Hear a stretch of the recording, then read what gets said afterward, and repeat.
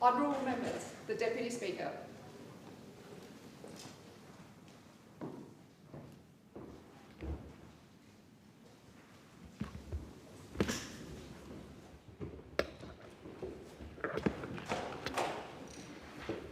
Are there any constituency statements by honourable members? And I give the call to the member for Capricornia. Thank you, Deputy Speaker.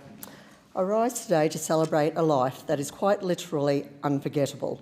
Last week I had the profound honour of joining Thelma Eisman to celebrate a milestone very humans ever reach, her 108th birthday.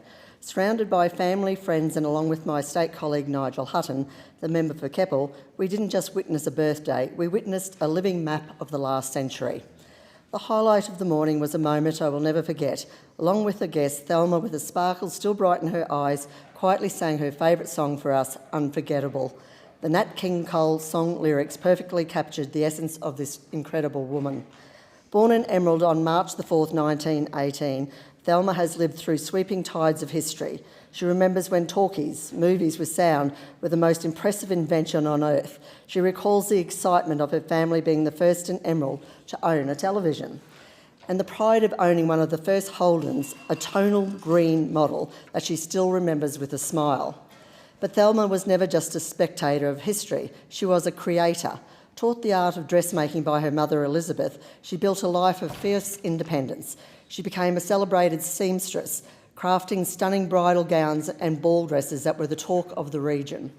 In a time when women were often defined by their husbands, Thelma chose a different path. She never married, famously saying she enjoyed her independence far too much and was far too busy, making her own money to be tied down. She was once even named Belle of the Ball while wearing one of her own beautiful creations. Her life has been defined by grace, humour and a deep love for her family. From school holidays splashing in the water at Emu Park with the presentation nuns to caring for her parents with her sister Dorothy in Gladstone, her heart has always been rooted in her community. Thelma lived in Gladstone independently after the death of her sister up until she was 101 when a small stroke made it impossible. She moved to Yeppoon to live with her niece, Helen, and husband, Rodney, where she enjoyed the sea views and was still playing the organ until she moved into an aged care facility in Yeppoon in 2023. Deputy Speaker, Thelma Eisman is a treasure to our community and an inspiration to us all. She reminds us that a life well lived is filled with wholesome food and, most importantly, a passion for living. Happy 108th birthday, Thelma. You are and always will be truly unforgettable. Thank you. Thank you. And I give the call to the Minister for Defence, Industry and Capability Delivery, Pacific Island Affairs. Thank you, Deputy Speaker. After support for cost of living relief, delivering more affordable, accessible and high-quality health care is my number one priority, and it's a challenge I'm tackling head-on from every angle. On the Central Coast, the Gwandalin Summerland Medical Centre services an area of more than 7,000 people. For years it's managed to do this with just one full-time and one part-time GP. I worked with the practice to secure another full-time GP from the United Kingdom through our expedited specialist pathway that we've introduced, and I'm pleased to report Dr Pham Ho joined us in November and is looking after locals every week. I had the pleasure of personally welcoming him to the area, and I wasn't the only one welcoming his arrival in what is a truly appreciative community. Deputy Speaker, when it comes to bulk billing, there's no easy solution to undoing the decades of cuts and neglect by the previous Liberal government. Year after year, leader after leader, they decimated Medicare. But seeing a GP shouldn't be a struggle. It should be free, and that's why we've tripled the bulk billing incentive with the $8.5 billion package for more doctors and more bulk billing. It's meant Cardiff General Practice has become a 100% bulk billing practice, and other practices are working through the process right now. Deputy Speaker, I'll continue working with my Hunter colleagues and our excellent Health Minister to deliver more bulk billing GPs across our community. No matter where you live in our community, I'm pleased to say there's a free Medicare urgent care clinic nearby. At Charlestown, not only have we delivered an urgent care clinic and then extended its hours, we've now funded more doctors and nurses so you can get the care you need faster and for free. It's one of the busiest urgent care clinics in the country, and in the 4 weeks following Australia Day, it had 1,485 presentations, an average of 53 a day. At Lake Haven, we're making the urgent care clinic even better too, and very soon I'll have more to say about delivering our promise to boost its capacity with more doctors and nurses. With 1,283 presentations in the 4 weeks since Australia Day and a huge 78% of patients indicating they would have gone to an emergency department if the clinic wasn't there, we know it's a community asset that's taking pressure off our local hospitals, which are under strain right now. Deputy Speaker, from delivering more doctors and delivering more bulk billing GPs to delivering even better urgent care clinics, as a dad, as a husband of a nurse, and as your federal representative, I'll continue working every day to deliver for Lake Macquarie and the Central Coast. Thank you, and I give the call to the member for Warringah. Thank you. Thank you, Madam Deputy Speaker. The ongoing conflict involving Iran has now triggered oil price spikes and renewed volatility in global energy markets. It's a clear reminder that in an era of geopolitical instability, Australia needs energy sovereignty more than ever. Clean energy, storage, efficiency and electrification are not just climate solutions, they are economic resilience and national security solutions. Recent global shocks show that Australia's dependence on oil and gas leaves us exposed to crises beyond our control. But renewable energy generated locally, supported by storage, gives us more control over our energy costs and reliability. Increasingly, defence and security leaders are also recognising and calling that climate change as a national security issue needs to be elevated in how we address it.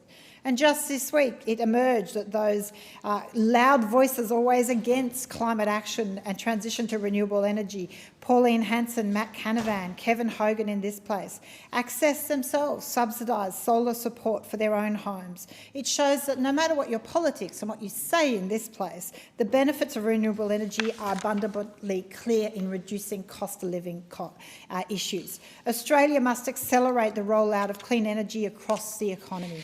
We must electrify homes, apartments, transports and small businesses so Australians are less exposed to oil and gas price shocks. We need to ensure apartment residents are not left behind in the clean energy transition. Shared solar, battery storage and strata-friendly programs are essentially but sadly missing, and government incentives for household energy efficiencies and rolling that out to stratas. In Warringah, we're already seeing what home electrification can achieve. For example, Rob McKay, a Cremorne resident, helped lead his 9-apartment strata block through the installation of a rooftop solar and battery system. He told us that this was a real feel-good story for him and his neighbours, saying it reduces your power bills significantly, it reduces demand on the grid, we are lowering greenhouse gases, and it's also been good for community building in our strata and block. It's exactly why I launched the new Warringah Sustainability Guide. It helps households and businesses to plan upgrades, to cut energy bills, access government rebates and incentives, understand the interaction between local government, state and federal supports. It strengthens resilience to extreme weather and international energy price shocks. And so this week, my amazing team of volunteers, and I have to do the shout out and thank you, will also be hosting free electrification events across our community and at the Neutral Bay Community Hub. In Warringah, we're committed to helping lead that transition to a more sustainable and resilient economy. Thank you. I give the call to the Assistant Minister for Health and Aged Care, Indigenous Health and Women. Thank you, Chair. I rise today to acknowledge the outstanding service of several remarkable constituents from my electorate of Lyons who have been recognised in the Australia Day 2026 honours. Mr Jeffrey Ashton Jones AM has been honoured for his significant contribution to the environment, primary industry and the broader community. Through his leadership as Chair of the Tasmanian Rivers and Water Supply Commission, Jeffrey has left a profound and lasting impact on local communities and on the stewardship of our natural resources. Mr Athol Bennett OAM is recognised for his dedication and service to the Southern Midlands community. His leadership as Chair of the Community Advisory Committee for the Midlands Multipurpose Health Centre, along with his past role as President of the Oatlands District Homes Association. Mr Will Smith OAM has been acknowledged for his service to the youth of Tasmania. As CEO of JCP Youth and the Program Director for BEAST, Will has shown exceptional dedication to empowering young people and fostering positive life outcomes. Mrs Kim Brundle-Lawrence, AFSM OAM, has been honoured for her exceptional service to the Carrick Fire Brigade, over 35 years of dedication to the Tasmanian Fire Service, and Kim has contributed enormously to community safety, resilience and emergency responses in Northern Tassie. I'm lucky to see firsthand the incredible contributions made by people from all walks of life, people who help build up. A division has been called for in the House. The proceedings are suspended to enable honourable members to attend the division. The proceedings will resume when the Chair of the Federation Chamber is resumed at the conclusion of the division or subsequent division.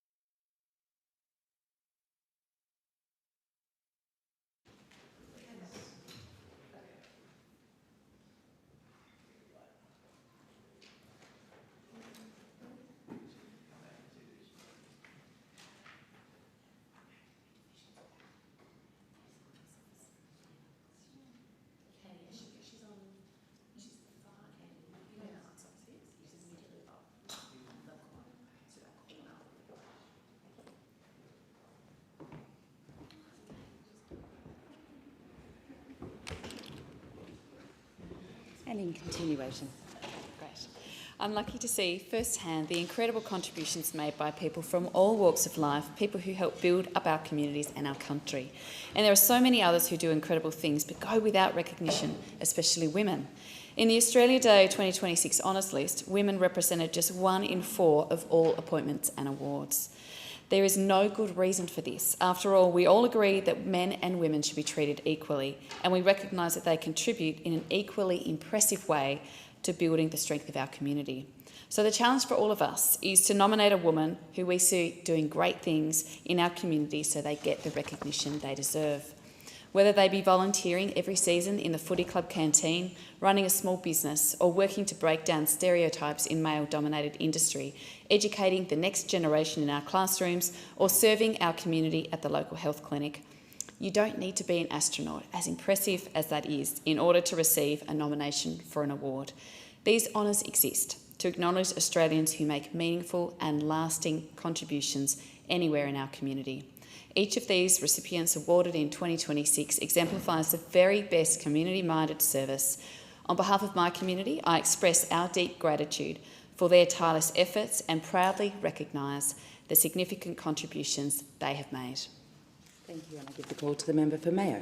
Thank you, Deputy Speaker. On Sunday afternoon, every MP's email was sent a video by investigative journalists Peter Zed and Drew Pavlou on the NDIS fraud. They investigated suburbs with high numbers of NDIS providers, in some buildings, multiple shop fronts with padlocked doors, no operational phone number or websites. A whistleblower cleaner stated that many providers charge participants a minimum of 2 hours for just 30 minutes of cleaning or less, and providers double the charge when there are 2 participants in the one property, both receiving NDIS funding. This is a rort. The NDIS states a provider cannot charge a participant for more time than actually booked for support delivered. The journalist booked an Airbnb unit, a little studio, for an NDIS clean. Help in support cleaners stayed just 25 minutes. They brought no equipment, they used the unit's tissues, and they gave a very poor clean. Invoiced for 2 hours, $236 for that 25 minutes. $116.60 was for cleaning and $120 for labour costs. The provider stated auditors advised them to charge a minimum of 2 hours as required under NDIS rules. That is not correct. On being confronted, the provider changed the invoice from $236 down to $24. Further investigations showed an alleged band provider reappearing allegedly in the same location with the same phone number and same accountant. M&F Disability Services was closed due to fraud. The registration was revoked, a lifetime ban, and it was not allowed to provide NDIS services. Now, operating in the same location with the same phone number, using the same accountant, is Sunny Days Care. When staff were asked about whether the business was in any way connected, was using the same accountant as M&F Disability Services, Drew and Pete were threatened. They were assaulted and called retarded. It's on the film. This was sent to all of us. We should all be watching this. The NDIS is supposed to be an important social service and provide reform and a change of life for people living with disability. It's not supposed to be a bottomless pit of funding to be exploited by some providers. And we're going to see in the 28-29 year $63 billion in funding. Now, there is so much to say about this, and I would just like to say that Peter and Drew have done an exceptional job in exposing just this one element of potential fraud in the NDIS. The NDIS fraud chief, in recent Senate estimates, said 10% of NDIS claims are potentially fraudulent, $5 billion a year. The government must investigate this now. Thank you, and I give the call to the member for Lalor. Thank you, Deputy Speaker. Well, Deputy Speaker, it's been a vibrant couple of weekends at home in the electorate of Lalor. I'm pleased to speak about those weekends here today. On the 28th of February, I was very pleased to attend the Wyndham Holly. This is the 12th year the Wyndham Holly have run this wonderful event. I want to thank Neha Kolapi and the Wyndham Holly team for what was a terrific event, and of course thank the sponsors and all of those from the community who attended. It was a fabulous event, as Hollies across the outer west of Melbourne, and the member for Jellybrand will attest, have been across the last few weeks. On the 7th of March, on this Saturday, I attended the Melbourne Telangana Forum International Women's Day celebration, and in its second year. I was joined there by Sarah Connolly, the member for Laverton, and I want to thank Lakshmi and the volunteers who worked tirelessly to support community members across the western suburbs. I followed that by attending the Aussie Bangla Sisterhood's Ramadan Eid exhibition at Eagle Stadium. This was a first for the outer west of Melbourne. 36 stalls, mostly small businesses run by local women, selling goods in preparation for Eid. So I spent some time with Janatul Furtis and meeting some of the stall holders and hearing the stories of families buying clothes for Eid celebrations in a few weeks. And that was followed by an iftar dinner that evening with the Victorian Bangladeshi Community Foundation. I want to thank President Maudud Kamal for the invitation. I was joined there by John Lister, the state member for Werribee. It was a beautiful evening, and I thank them for the invitation and the opportunity to wish everyone a blessed Ramadan. And I look forward on Tuesday to my own International Women's Day event, where I'll be joined by about 160 women from around our community, from various groups, not-for-profit organisations, even some of our school principals bringing along a few students. It's always a terrific event. I also want to spend a moment.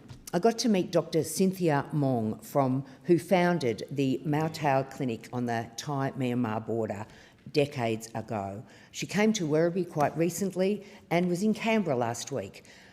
I met her here in Canberra with Co Solzman from the Myanmar Campaign Network and saw Lynn from the Australian Karen organisation. I just want to pay tribute to this wonderful physician and the work that she has done for decades, supporting the Burmese community on that Thai border who've been in those camps for such a long time. Her care for their health, her work with the Thai government and with our refugee community here is extraordinary. Thank you, Deputy Speaker. Thank you, and I give the call to the member for Burwell. Deputy Speaker. As Australians tune into the Paralympics this year, many will recognise one of the voices guiding them through the action, Ellie Cole. Ellie's far more than just a competitor. She's one of Australia's greats of sport. Across an extraordinary career spanning 4 Paralympics, Ellie amassed an incredible 17 medals in the pool, the most decorated Australian female Paralympian of all time and one of Australia's greatest competitors. Today, Ellie Cole's not just a celebrated athlete, but a valued member of our community. Pause. A division has been called for in the House. The proceedings are suspended to enable honourable members to attend the division. The proceedings will resume when the chair of the Federation Chamber is resumed at the conclusion of the division and all subsequent divisions.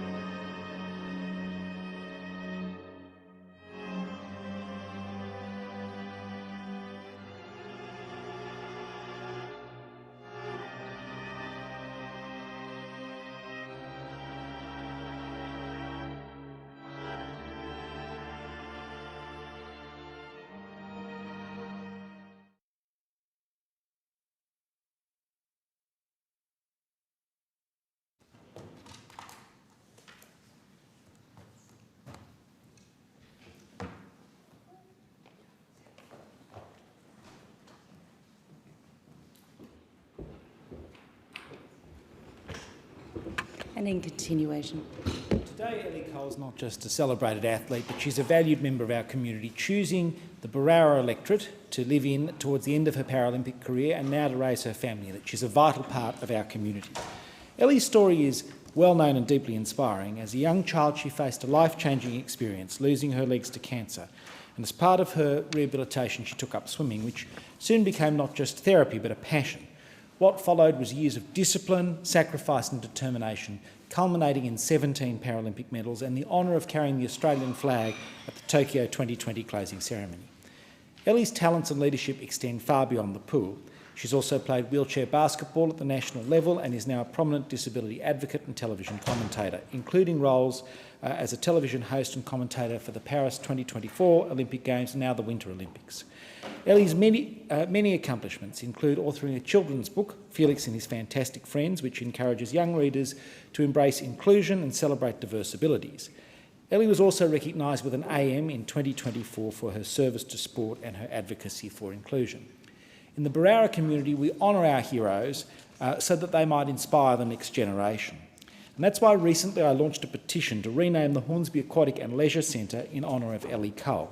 The proposal is more than simply naming a building. It's about acknowledging excellence, character and contribution. It's an opportunity to pay tribute to one of Australia's most decorated athletes and one of its most influential Paralympians.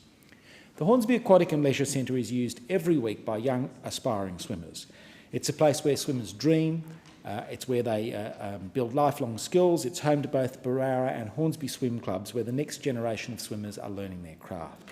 When I speak with the coaches, with the parents and with the young athletes, they tell me the same thing. Ellie Cole inspires them. She shows what's possible with hard work, discipline and resilience. Renaming the facility would not only celebrate her extraordinary achievements, but embed her example into the everyday life of our community. Her story would inspire the next generation of young swimmers. For many years, walking through those doors would be reminded that greatness can begin right here in the Barara electorate.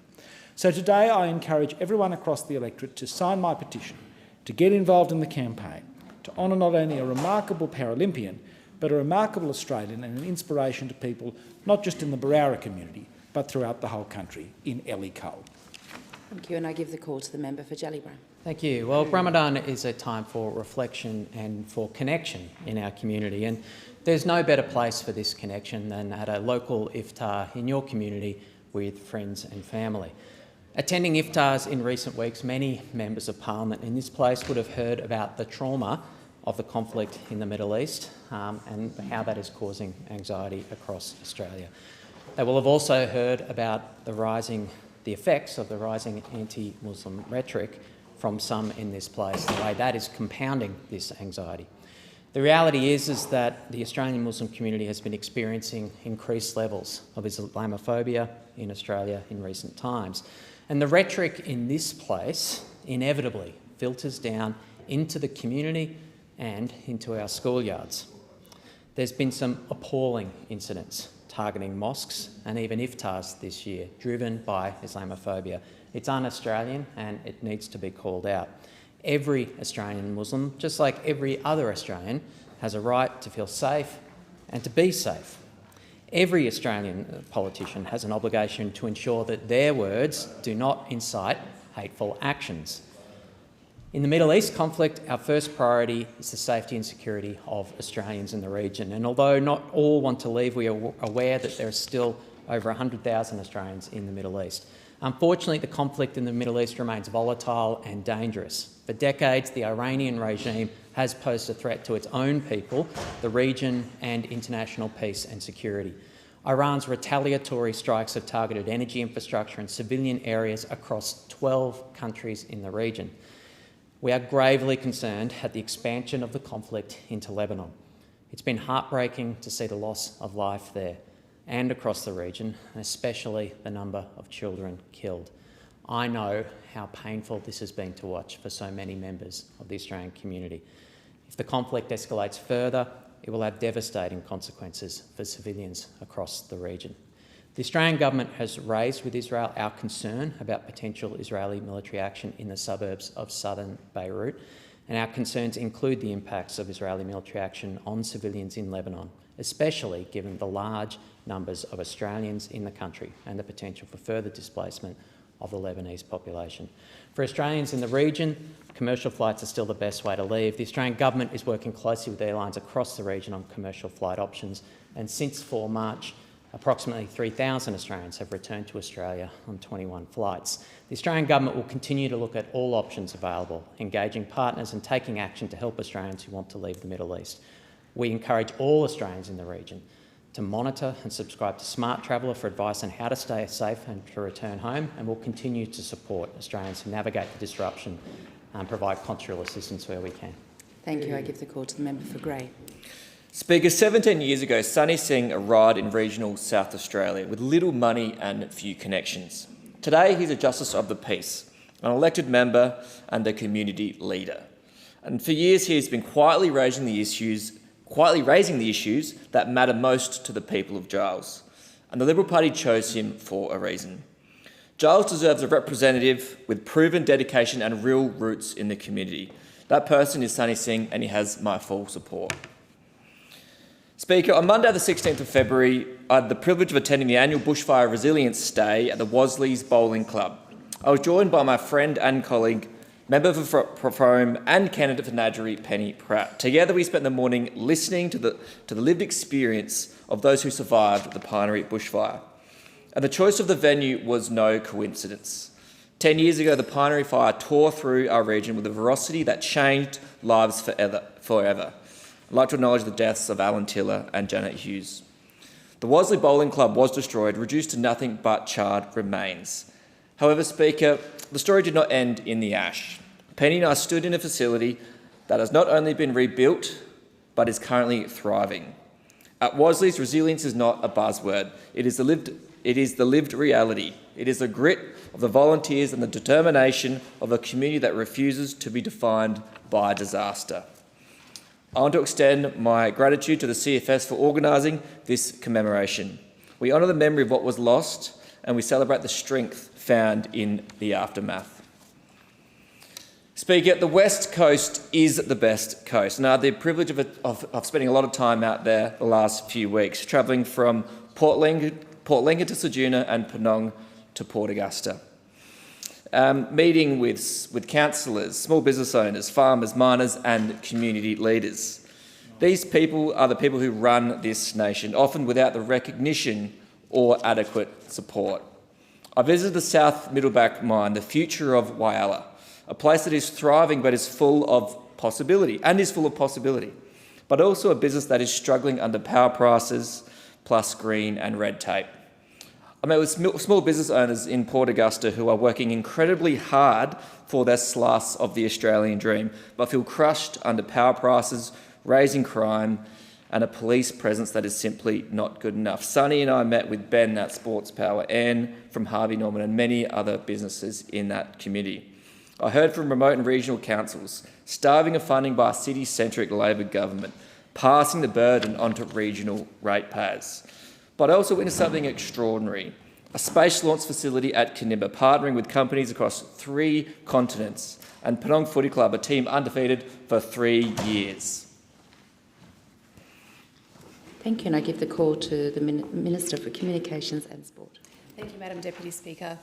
Northside has lost a valued community champion with the passing of Banyo resident Ron Virgin, OAM, on December 30th, 2025.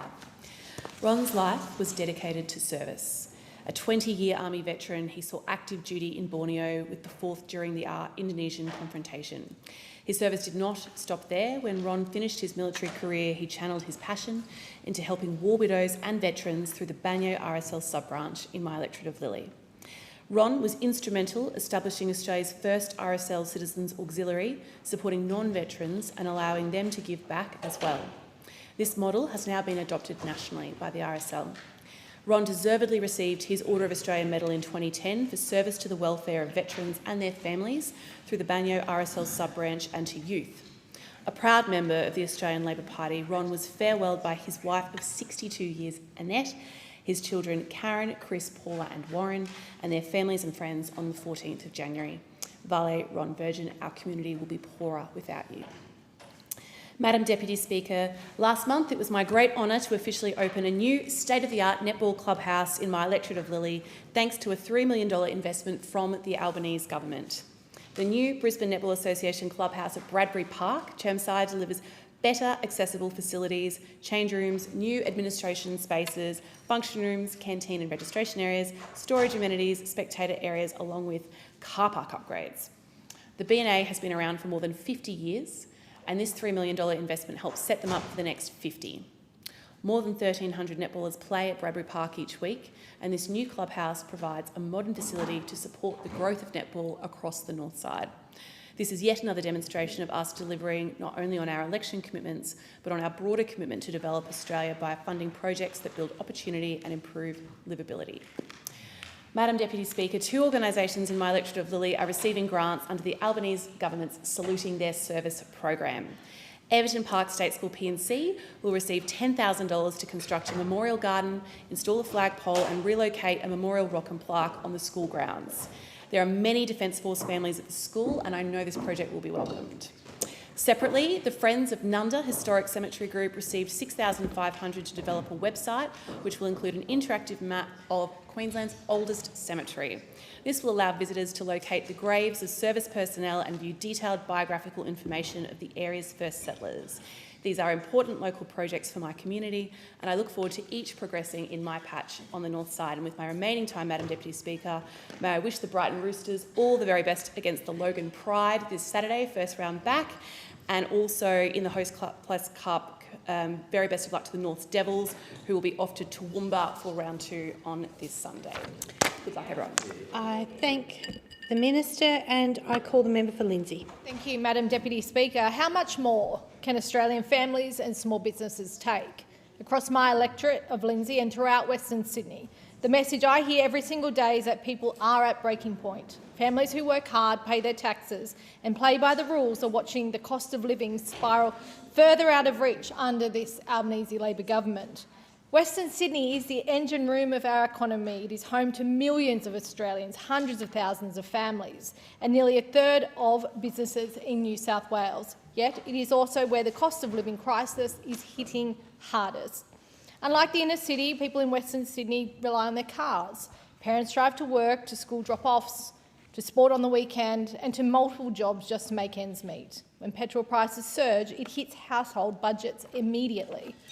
But the impact of rising costs does not stop at the petrol pump. It flows through every part of the local economy, pushing up prices for everyday Australians. Local business NRS Security has told me that with fuel prices skyrocketing, the cost of running patrol vehicles is becoming unsustainable. If fuel prices keep rising, they'll be forced to scale back vehicle patrols simply to survive. That means increased risk for local businesses already doing it tough. It is another example of how rising costs ripple out and affect entire communities. Small trade businesses are feeling the same pressure. Local plumber Aaron has 3 service trucks on the road. Because of rising fuel prices and fuel shortages, he's already taken one off. For years, Aaron offered free call-outs and investigations to help customers understand their plumbing issues before committing to a job. But he told me he can no longer afford to do that. The cost of simply getting a truck to a home has become too high. One of his suppliers has doubled their delivery fee overnight from $15 to $30. Aaron now has no choice but to pass some of those costs on. And who ultimately pays that price? Hardworking mums and dads who are already struggling with their own rising household bills. A Western Sydney transport company has advised their fuel supply has begun rationing fuel. If they need 10,000 litres, they may only receive 2,000.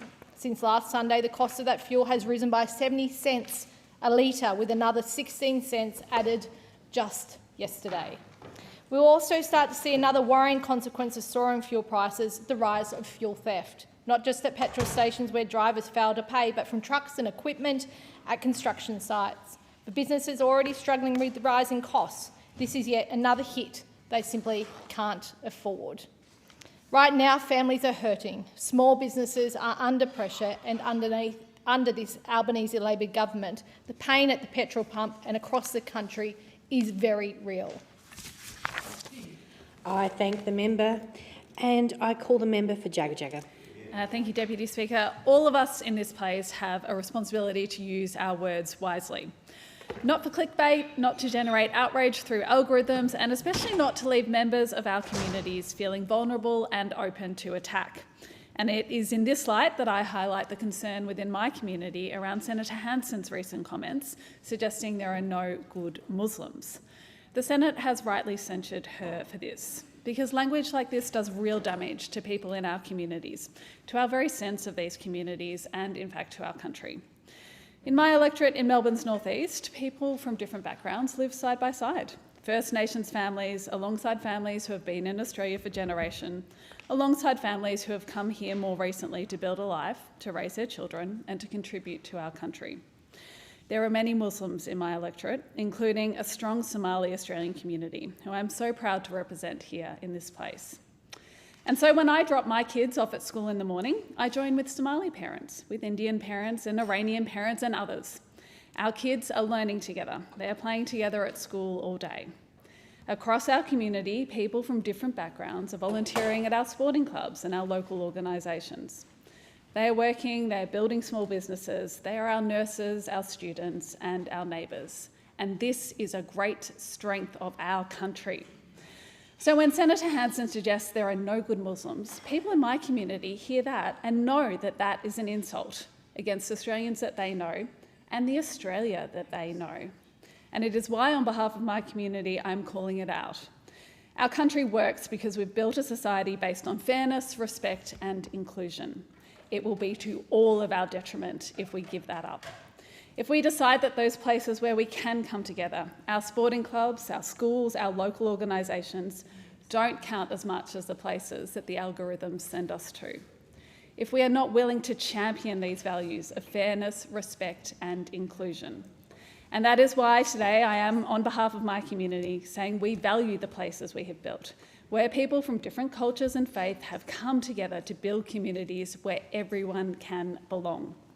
When Senator Hanson singles out Muslims, she singles out Australians based on their faith or background. It chips away at this sense of belonging that holds our communities together. And that should concern all of us in this place. Deputy Speaker, we do live in difficult times. There is so much happening in our world that is terrible, and that is affecting many people in our communities at this time. It is on all of us to show the leadership and the responsibility that holds our communities together, that brings together those values of respect so that we can move forward together. I thank the member and I call the member for Flinders. Thank you. On the Mornington Peninsula, we live with an administrative identity crisis. The state Labor government's official tourism site lists us as one of Victoria's beautiful regions to visit, but then when it comes to tax time, we are on par with St Kilda Road. The Allen Labor government treats the peninsula as metro for revenue and regional for responsibility. We've got regional buses running every half hour and a diesel-powered single-track train that runs every hour or two. But we get metro-style taxes that arrive with terrifying punctuality. Our businesses pay the metropolitan rate of payroll tax of 4.85%, nearly 4 times the 1.21% rate that applies to eligible businesses in Geelong.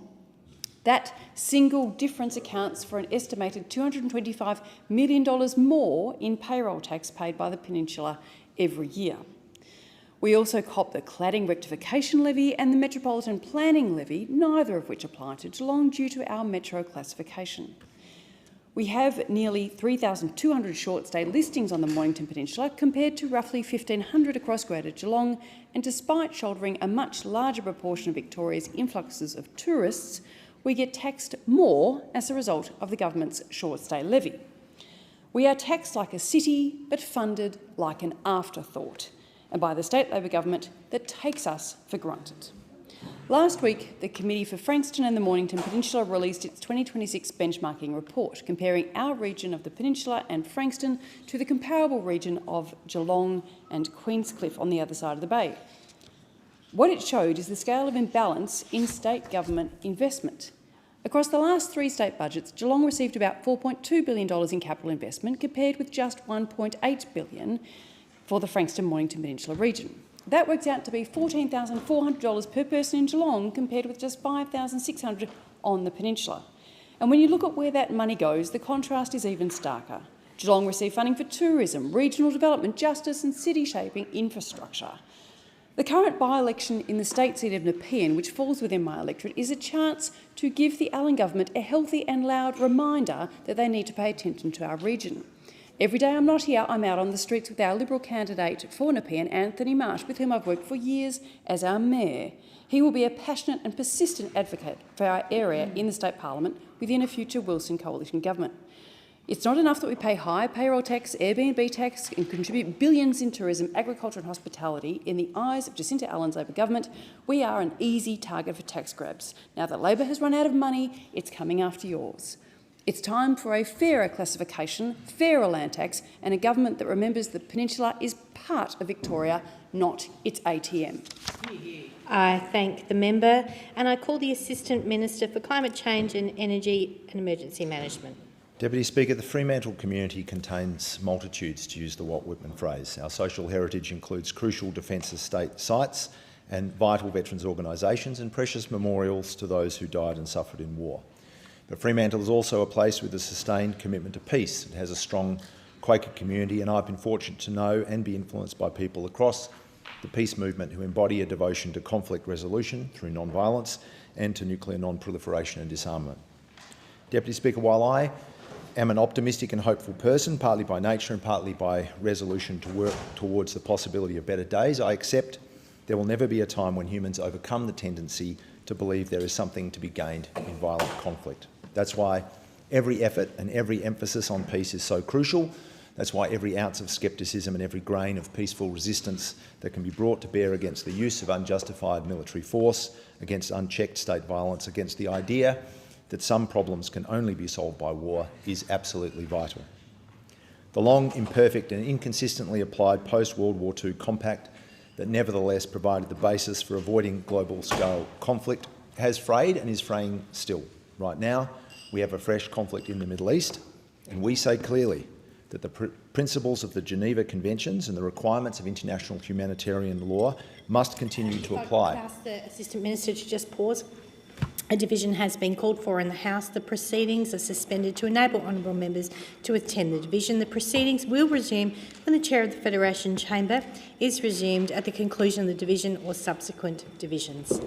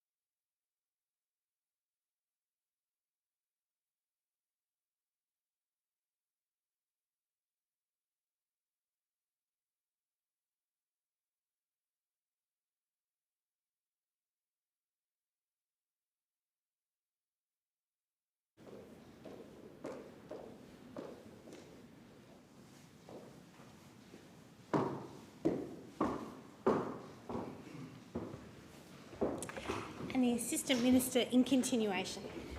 Deputy Speaker, as the Foreign Minister has said, our posture in relation to this conflict is defensive. We want to protect Australians and we want to protect our friends in the region. And last week, Prime Minister Albanese and Prime Minister Carney separately made a compelling argument for middle powers to rally around and seek the reform of multilateral institutions while building new collaborative bulwarks against the destabilising and dangerous application of hegemonic power for its own sake. It is neither naive nor unrealistic to seek to be the friends and allies that great powers need rather than the friends they might prefer. And this government has walked that path. We've sought and achieved an end to the serious encumbrances on trade with China and a resumption of respectful engagement that does not shy away from disagreement. And across 2 presidential administrations, we have forged new economic and strategic endeavours with the US, while of course being prepared to take our own national interest positions to good effect. We've had differences of approach with the US, including on tariffs, the imposition of which we regard as not being the act of a friend. And working with the US, we achieved a just outcome in seeing Julian Assange come home. Australia has recognised Palestine alongside our partners, the United Kingdom and Canada, and also sanctioned Israeli government ministers for human rights abuses against Palestinians. Deputy Speaker, that is how Australia should conduct itself in accordance with our national interest and our national character, understanding the world as it is, but always seeking to influence the world in the direction of justice, equality and sustainable shared well-being, all of which can only exist on the bedrock of peace. I thank the Assistant Minister and I call the member for Fisher. Deputy Speaker, only a few weeks ago, another tragic incident occurred on the Sunshine Coast that highlights both the power of the ocean and the extraordinary courage of our surf lifesaving volunteers. In the early hours of Saturday morning, 31st of January, at my club, Alexandra Headland, members of the Alex Surf Club were arriving to set up for a carnival. Around 5 a.m, members of the public alerted them to a person in distress in the water north of the clubhouse. Although there was no patrol underway, club members immediately sprang into action. Nino Dukic and Justin Cash launched the IRB into challenging surf conditions and headed more than 150 metres offshore to reach the patient. Once aboard, CPR began immediately as they navigated back through the break to the beach. Onshore, a coordinated response unfolded. Members including Sue Gregory, Andy Ovenden, Ellen Winnett, Dave Richardson, Tim Bowles, Dave Cockcroft, Matthew Cleverly and Stu Voigt rotated through CPR, administered oxygen and delivered defibrillation while managing crowd control. Other members included Jet Kenny, Trent Winstanley, Shane Peterson and Ross Hutton from the Dicky Beach Surf Club assisted with operations and beach management.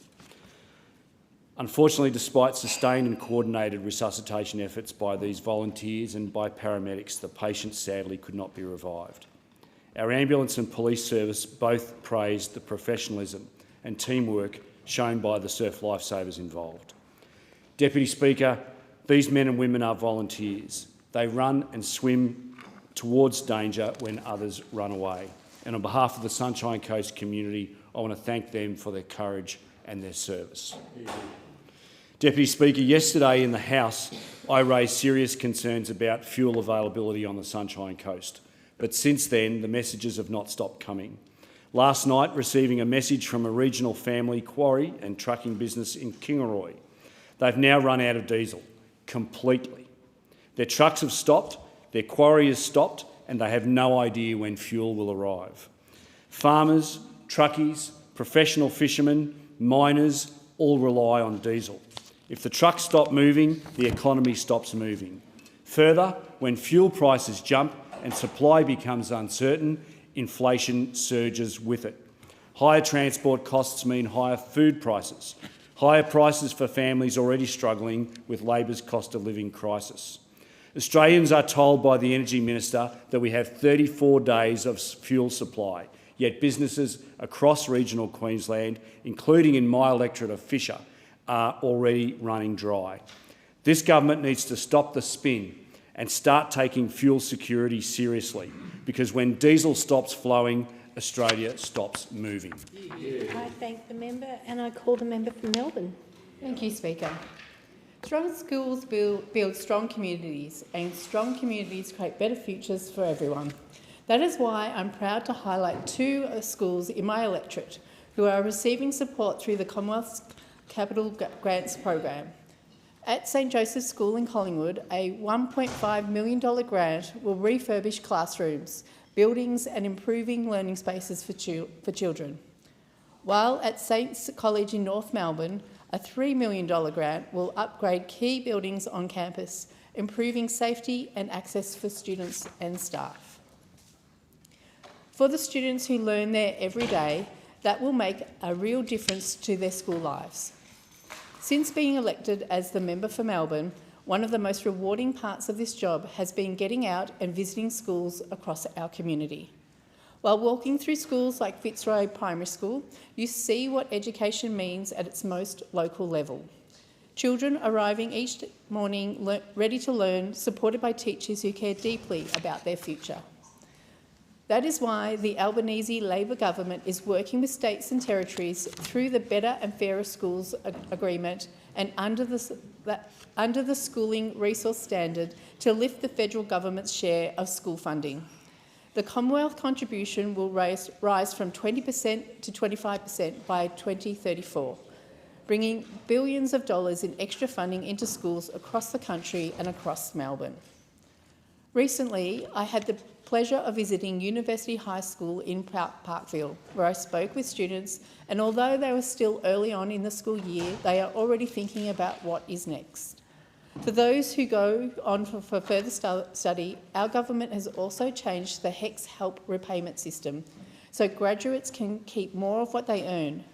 For someone earning around $70,000 a year, that means about $1,300 more in their pocket each year. That means more young people can study, train and build their future without carrying such a heavy burden of debt. The Honourable Minister for Education summed it up why this matters. He said, "Education opens the doors to opportunity." This highlights how access to learning can transform individuals and lives and expand their future and possibilities. And I see that clearly when spending time visiting schools across Melbourne. Because whether it's a classroom in Collingwood, a primary school in Fitzroy or a high school in Parkville, the goal is the same: to give every child the chance to learn, grow and succeed and be the best they can be. For me, that is the heart of why I'm in politics. Every child deserves the best chance in life to reach their full potential. I thank the member and I call the member for Wannon. Thank you, Deputy Speaker. And across the southwest of Victoria on the long weekend, we saw the very best of what our volunteers do by putting on wonderful, wonderful community events which thousands upon thousands of people attend. We had the Port Fairy Folk Festival, and once again people turned up in their thousands to watch a great display of folk music, and to all the wonderful volunteers who put that on, a huge, huge congratulations and thank you. And in particular, thank you for then what you put back into the community, back to the clubs and the schools that service the community so wonderfully well. There was also the Nipper Carnival on at the Warrnambool Surf Lifesaving Club. What a venue to host the Nippers from right across Victoria, and once again the Warrnambool Surf Lifesaving Club do such a fantastic job putting that event on. And I say this to the Victorian State Government, this club deserves your support, and including you helping them fund a new club facility, because the hours that those volunteers put in and what they contribute, not only to keeping people safe along the beach, but also running carnivals where people from across Victoria come, is second to none, and they deserve your support. And a big shout out for John McNeil, because I was able to go over, have a chat with John and find out all the latest that was occurring with the Nippers Carnival. And also we had the Lawn Tennis Championships on at the Warrnambool Lawn Tennis Club. Now, I had the great honour of being able to enter both in the doubles and the singles, admittedly not at the highest grade, Deputy Speaker, but what an event, what an event. On the Friday afternoon, had a very good social game of doubles. which was a lot of fun, and then we were able to have a sausage and a cold beer afterwards, which was great.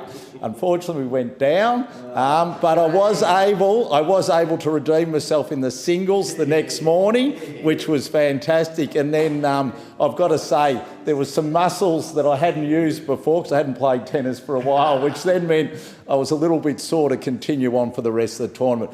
But to Lou Officer and Kim Tobin and all the volunteers at the Warrnambool Lawn Tennis Club, thank you for putting on such a great event, because once again people travel from right across Victoria to come to play, to contribute, and they spend dollars in the local community. They have great social fun. There's young kids, there's people playing in the veterans. It's just absolutely fantastic. So well done to everyone across the long weekend. A division has been called for in the House. The proceedings are suspended to enable honourable members to attend the division. The proceedings will resume when the Chair of the Federation Chamber resumes at the conclusion of divisions and subsequent divisions.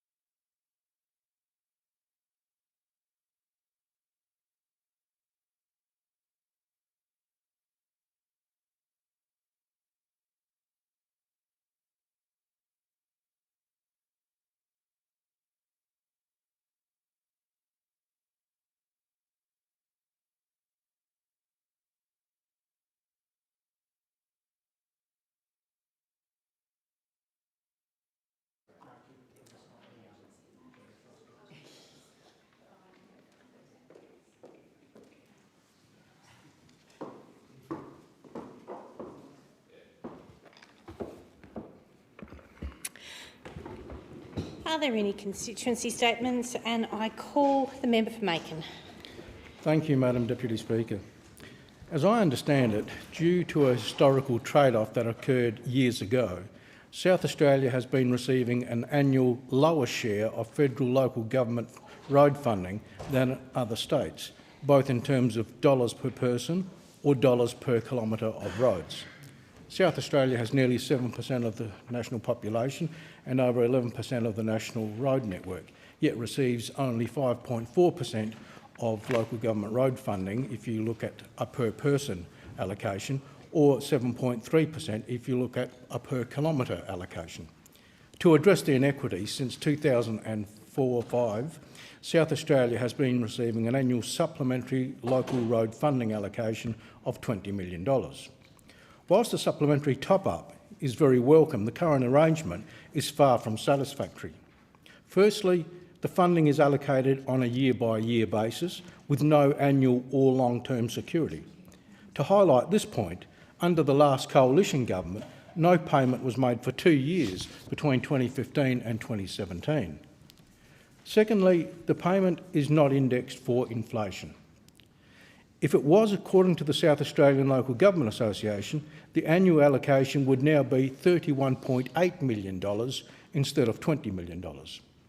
Because the allocation is not indexed, the South Australian Local Government Association claims that $56 million has been lost over the past 9 years, which is the period since the supplementary funding was reinstated after the coalition government pause of 2015-2017. As we heard from the House Standing Committee on Regional Development, Infrastructure and Transport inquiry into local government sustainability, additional road funding is a priority for local governments throughout Australia. For the South Australian Local Government Association, the road funding inequity has been a cause of grievance for now nearly 3 decades. It's neither in the interests of the federal government or the South Australian Local Government Association to have the uncertainty and the annual lobbying and negotiations that continue. They are time-wasting and costly. Furthermore, local governments need to be able to plan with certainty. It is time to permanently resolve this issue in a satisfactory way to all parties and to end the charade that we go through every year where local government representatives come to this place to lobby ahead of the May budget in order to secure another $20 million for the coming year. I thank the member and I call the member for Casey. Thank you, Deputy Speaker. We have so many amazing community events that play an important part to make our region even stronger. And they are run by volunteers and community groups who give their time to allow locals to come together with family, friends and neighbours. This weekend, we have 2 of those fantastic local events. Celebrate Mooroolbark is exactly what the name suggests, a celebration of everything that makes Mooroolbark so special. And this Sunday, the 15th of March, I'm looking forward to being out with my community to celebrate with Mooroolbark locals and celebrate this amazing community. There will be fun for the whole family with free activities, market stalls by local businesses, local arts and crafts, delicious food, live entertainment and so much more. And thank you to the entire committee and volunteers who have planned this weekend's festival. I look forward to celebrate Mooroolbark this weekend. The Wanda North Harvest Market at Wanda North Primary School is a staple in the Yarra Valley. It's wonderful to be there every year with my team and see local kids having fun with their friends, families and teachers. The Harvest Market at Wanda North Primary School is their main fundraiser and it's a fantastic day for the whole family. It's got entertainment, crafts, market stalls, delicious food, activities for the kids, fresh local produce and so much more. The fundraiser for the school is so important to make sure they can get the support that they need. Thank you to Megan, who is the key Harvest Market organiser, along with the many parents and volunteers, and to School Principal Paul Bailey, with all the teachers for all the work you put in for this great local event. And I'm looking forward to speaking with so many locals at the Wanda North Harvest Market this Sunday. Last weekend, it was great to attend the Connect Community Festival in Hillsville. It was wonderful to see local stallholders, including the Hillsville Lions Club, on the barbecue, as well as street parades, community crafts, concerts and dances throughout the day. Some of the old legends from the Hillsville Football Club also shared some stories. I'd heard them before. They were a lot cleaner than what they normally told at the Terminus back in the day. And I had the privilege of presenting an award to the founder of the Good Life Farm, Leslie Porter, on behalf of the board of directors. Leslie started the Good Life Farm in Chum Creek in 2005 to support vulnerable young people in our community. Her farm is the only farm in Australia to deliver animal-based therapy and education on a mixed farm.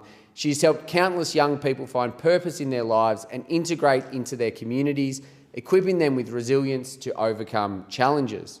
Congratulations, Leslie, on this well-deserved recognition, and thank you for your ongoing commitment to young Australians and to our community. I thank the member and I call the member for Calwell. Thank you, Speaker. I rise to recognise the important work of ICMG Women's Meadow Heights community and acknowledge their incredible efforts in raising $12,000 in support of Northern Health, contributing to vital services, health services for families across our region. And their efforts extend far beyond fundraising. For years, these remarkable women have been supporting Northern Health with hand-knitted clothing and accessories for patients and newborn babies. Speaker, this work matters, and I have a particular appreciation of its impact. I was heartened to see their work where I was reminded of the maternity and women's health ward, of the NICU ward where my son spent weeks, of the wonderful nurses, doctors and staff. The work at the Northern Hospital saves lives and holds families together in their most vulnerable moments. And in those moments, community can also be there in ways that matter as well. And their work continues to grow. I am pleased to see them now partnering with the hospital on new initiatives that will bring comfort and support to cancer patients throughout our community. It is why I'm incredibly proud of the team and volunteers at ICMG Women's doing everything they can to support Northern Health. And as we marked International Women's Day just a few days ago, they remind us of the incredible women in my community delivering acts of service, care, dignity and hope. Speaker, there are many organisations in my community doing important work that are delivering outcomes for our area. The Eritrean Families in Hume and Northern Suburbs is a vibrant organisation working across my electorate and Melbourne's north. What stands out about EFHN is the energy and leadership it brings in building engagement and opportunity for many people in our community, and importantly, as I've seen, across all ages. I've had the opportunity to attend activities and programs hosted by the Eritrean Families in Hume and the North, and have seen the impact of their work in promoting participation, well-being and positive connections through sport. Importantly, I've seen how everyone plays a part in this grassroots organisation and how leadership is spread amongst all ages. EFHN's active role within the Eritrean community in my electorate has helped create meaningful opportunities for people to engage, build skills, leadership capability and a strong sense of community connection. Like many of the diverse communities contributing to our local area, I'm grateful for the positive impact EFHN continues to have in the lives of people, particularly young people across our area. I congratulate the new committee, the members who support the delivery of programs, the Adal initiative, and wish them every success as they continue with their important work. I thank the member. In accordance with Standing Order 193, the time for members' constituency statements has concluded, and I call the clerk. Government business, order of the day number 1, Northern Australia Infrastructure Facility Amendment Bill 2026, resumption of debate on the second reading. The question is the bill now be read a second time, and I call the member for Moreton. Thank you, Deputy Speaker. Deputy Speaker, phrases such as critical minerals, phrases such as rare earths, the net zero economy and a future made in Australia are not just passing buzzwords, and they're not just convenient political catchphrases. Deputy Speaker, these words represent the strategic foundations of Australia's economic resilience and growth, our national security and our long-term competitiveness. And Deputy Speaker, those words mean something. They mean something to a lot of people. You know, I cut my teeth representing workers in the manufacturing industry. representing boilermakers, fitter and turners, sheet metal workers. And can I tell you that whether those working Australians were working to build trains, whether they're working in medical manufacturing, whether they're making components, what's clear is that manufacturing is important because it creates jobs. It creates good jobs, ones that offer secure pathways and a job with dignity. It affects livelihoods, it affects families, and making sure that those families have a strong foundation at the same time as building economic resilience for our nation, at the same time as value-adding to core and critical supply chains in our globe, is something that we can never forget. And once those skills are lost, once those industries are lost, they are very hard to get back. Deputy Speaker, these factors are all part of Australia's strategy in what is very much a changing landscape. How nations secure supply chains, how they develop advanced manufacturing, and how they prepare their workforces for a low-emissions global economy. Because that's what the future is. That's what the future holds.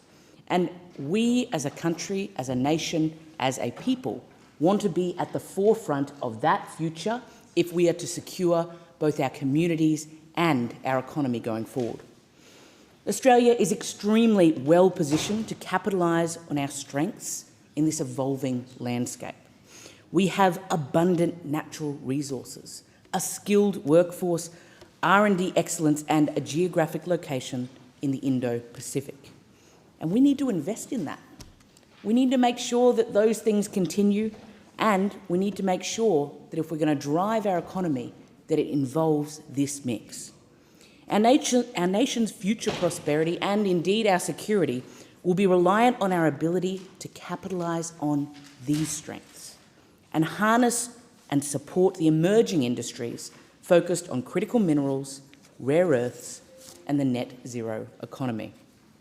And at the core of this drive is the Northern Australia Infrastructure Facility, the NAIF, which is the foundation of Northern Australia's economic development agenda.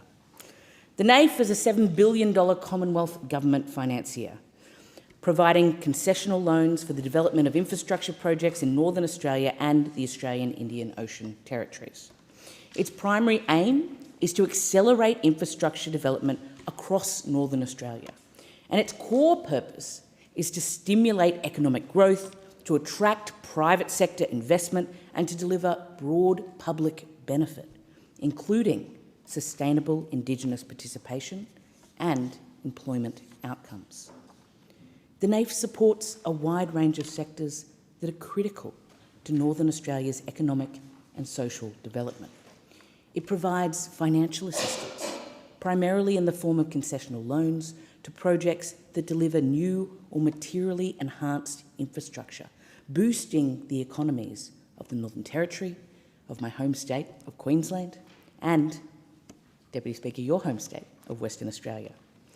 In the energy sector, the NAIF contributes to projects involving the generation, the transmission and storage of renewable energy, supporting the growth of a sustainable energy future and national net zero objectives.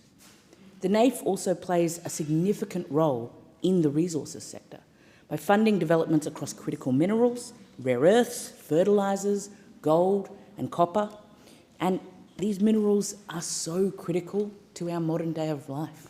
They're so critical to the way that the world works now and to the way that our country works now. They're critical to connectivity, they're critical to health, they're critical to education, they're critical to our economy. In transport and logistics, the NAIF finances infrastructure like ports, airports, rail and freight networks that connect communities and unlock supply chains. Beyond these core sectors, the NAIF supports additional industries where investment leads to substantial new or improved infrastructure. This is about building our nation. It's about driving our economy, and it's about making sure that we've got the skills to continue to do so.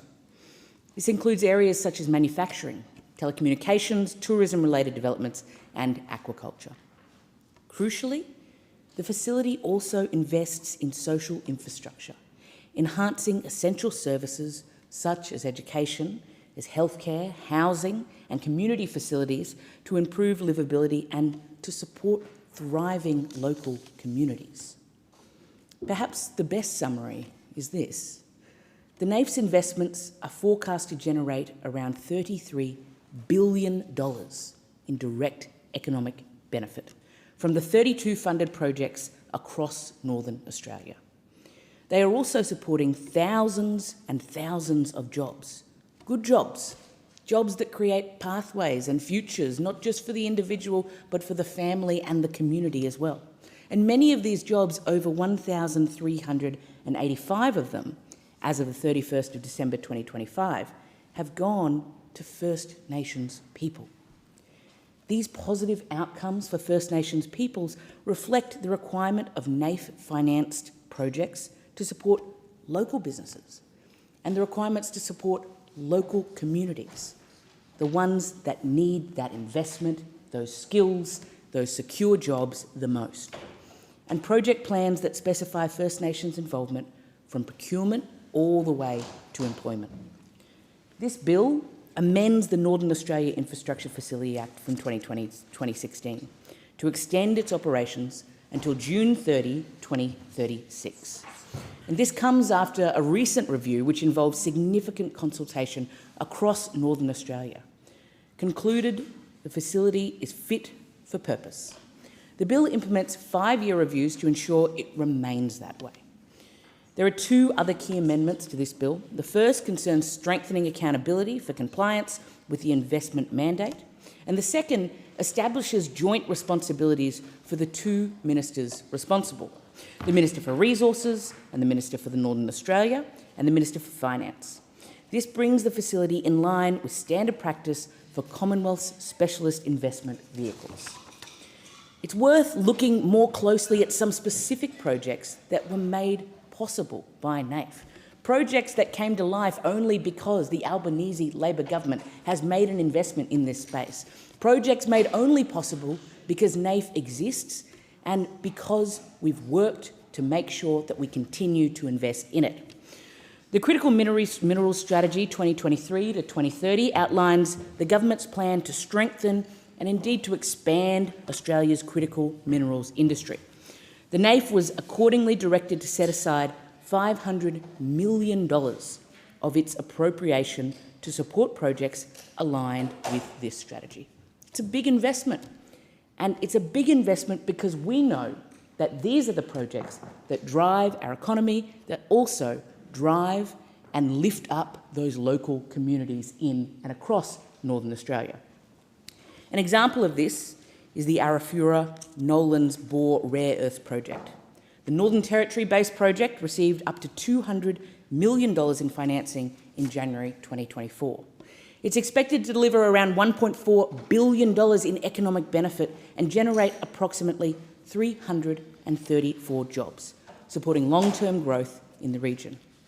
And 334 jobs, behind each and every one of those jobs, is a story, is a family, are skills and a pathway for their future. And what is the project?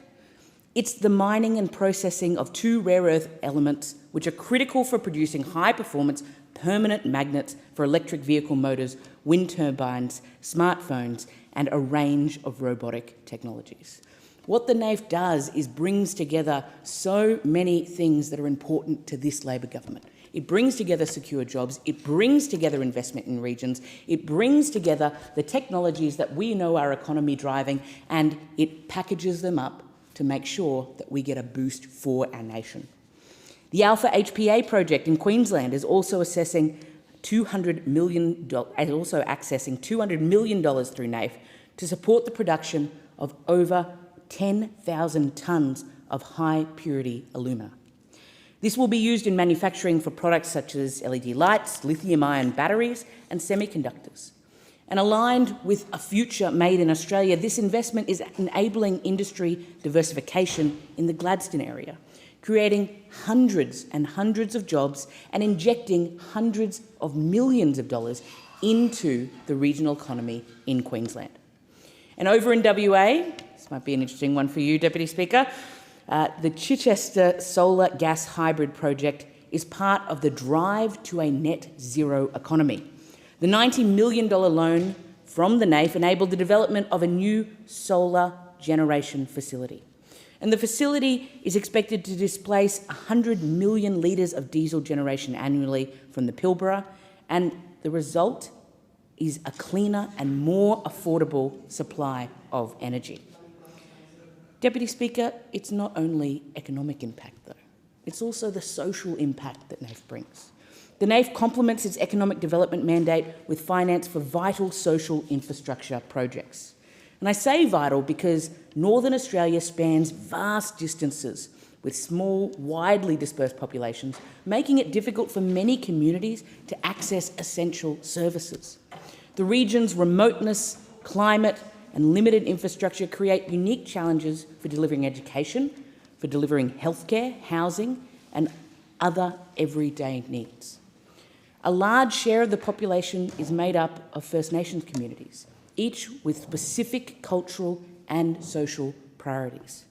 Purpose-built social infrastructure is vital to support these communities, to preserve cultural identity, and to improve access to key services.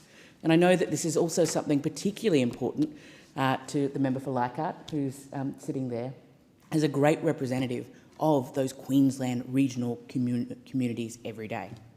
And when you think about regional and remote communities and what they need to stay strong, it's facilities, such as schools, medical clinics, housing, community hubs and cultural spaces, which are critical. When these services are strong, they help attract and retain residents, support the local economy and workers, and boost overall livability. They're important. The NAIF helps address these challenges by providing long-term, flexible finance for social infrastructure projects with a focus on developing infrastructure that provides clear and lasting public value. This includes investment in facilities for education and skills development, enabling people to train, to skill up, to learn and to build long-term career pathways. And one example is the Cairns Seniors Community Housing Project, which has benefited from a loan of up to $140 million from NAIF. Construction on this project is due to be completed by December this year, with 490 dwellings being available to house around 690 people. Another North Queensland example is the NAIF's loan to James Cook University to construct new student accommodation. It's a 7-storey facility that houses over 400 students. And it's right next door to James Cook University's Engineering and Innovation Place. $96 million of funding from the NAIF enabled to drive the development of a dedicated space where engineering and IT students, researchers and industry partners can collaborate on innovation and technology development. As part of the social infrastructure mandate, there is also investment available for health and aged care infrastructure to improve well-being, to improve support, quality and care across those regions. Deputy Speaker, the NAIF has already delivered more than $4 billion worth of investments across northern Queensland, the NT and northern Western Australia. The few I've mentioned here today illustrate how the NAIF has the capacity to effect positive and lasting change across many sectors, in many communities and many families. This bill means that the NAIF will remain secure, consistent and transparent as a source of funding to bolster economic development, to bolster jobs and infrastructure for our whole nation. Member for Durack. Thank you, Madam Deputy Speaker. I rise today to speak on the Northern Australia Infrastructure Facility Amendment Bill 2026. As the member for Durack, I consider this bill to be very close to my electorate and to myself. Nearly half of my electorate is part of Northern Australia and has benefited from the NAIF. This bill directly affects me in my role to support those living in the north of Western Australia. The Coalition has long supported and advocated for the development of Northern Australia. We have always recognised the importance of a strong Northern Australia and the prosperity this provides to our economy. It was, of course, a Coalition Turnbull government that established the NAIF back in 2016, and I was very proud to support the new funding model at the time. The $7 billion fund has underpinned around 20,000 jobs across Australia. As at October 2025, NAIF is supporting 32 projects. The Northern Australia Infrastructure Facility has helped improve essential services, strengthened global supply chains, created jobs and training opportunities, supported Indigenous engagement, increased resilience of infrastructure and encouraged private investment. It has been a central pillar of development across Northern Australia since its establishment. The investments provided under the NAIF have backed projects across a variety of industries, from agriculture to transport, mining and energy, housing and telecommunications. It was a coalition government that established, funded and legislated the NAIF, and we will continue to ensure it remains for years to come. At the last election, we took a policy to make the fund permanent because we acknowledge the need to cement the North's economic footprint. It is a real shame that the Albanese government is not legislating to make the NAIF permanent. Instead, we are left with uncertainty over the program. I can attest that the support provided through the NAIF has allowed growth and development in resource-rich regions of Durack, particularly the Kimberley and the Pilbara. Under the Turnbull and Morrison governments, thousands of new jobs were created in Durack, and from those investments provided arguably billions of dollars in public benefit, with the value growing as these projects evolve. The NAIF plays a vital role in enabling projects that might otherwise never be built. By partnering with private industry to support large-scale infrastructure, the NAIF creates jobs during construction, sustains long-term employment once operational, and delivers lasting benefits to those regional communities. For communities across the Kimberley, the Pilbara and beyond, this investment means new opportunities, stronger local economies and greater long-term certainty. Now, I want to take a moment to note the Energy Minister's recent comments regarding the Albanese government's NAIF investment in the Perdaman Urea project in Karratha. I'd like to take this opportunity to put on record that this investment was created and announced under the Morrison government to make this important urea project a reality. This was a significant investment in what will be Australia's largest urea plant, kick-starting a new multi-billion-dollar fertilising industry, creating 2,500 jobs and around $8.5 billion in public benefits. This project is significant. In 2021, in support of the Perdaman project, the Coalition announced a NAIF commitment of $160 million to the Pilbara Ports Authority. These funds were for a multi-user wharf and facilities at the Port of Dampier. At the same time, there was also a funding commitment of $95 million to the Water Corporation for the expansion of the Burrup seawater supply and brine disposal scheme. It is worth highlighting, Madam Deputy Speaker, that both of these entities are owned by the State Government of Western Australia. Without the investment by the Coalition in the key infrastructure for the Perdaman project, this project would not have even got to the starting line.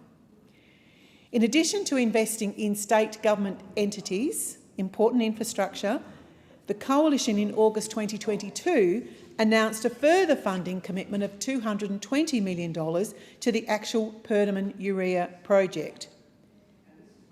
I was in Karratha only the other week, Madam Deputy Speaker, and it is so pleasing to see this project coming out of the ground.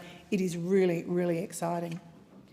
The Coalition supports the extension of the NAIF's investment period for another 10 years through to 2036. This extension is critical, but as I said, it would have been preferred if we were today talking about it becoming a permanent body.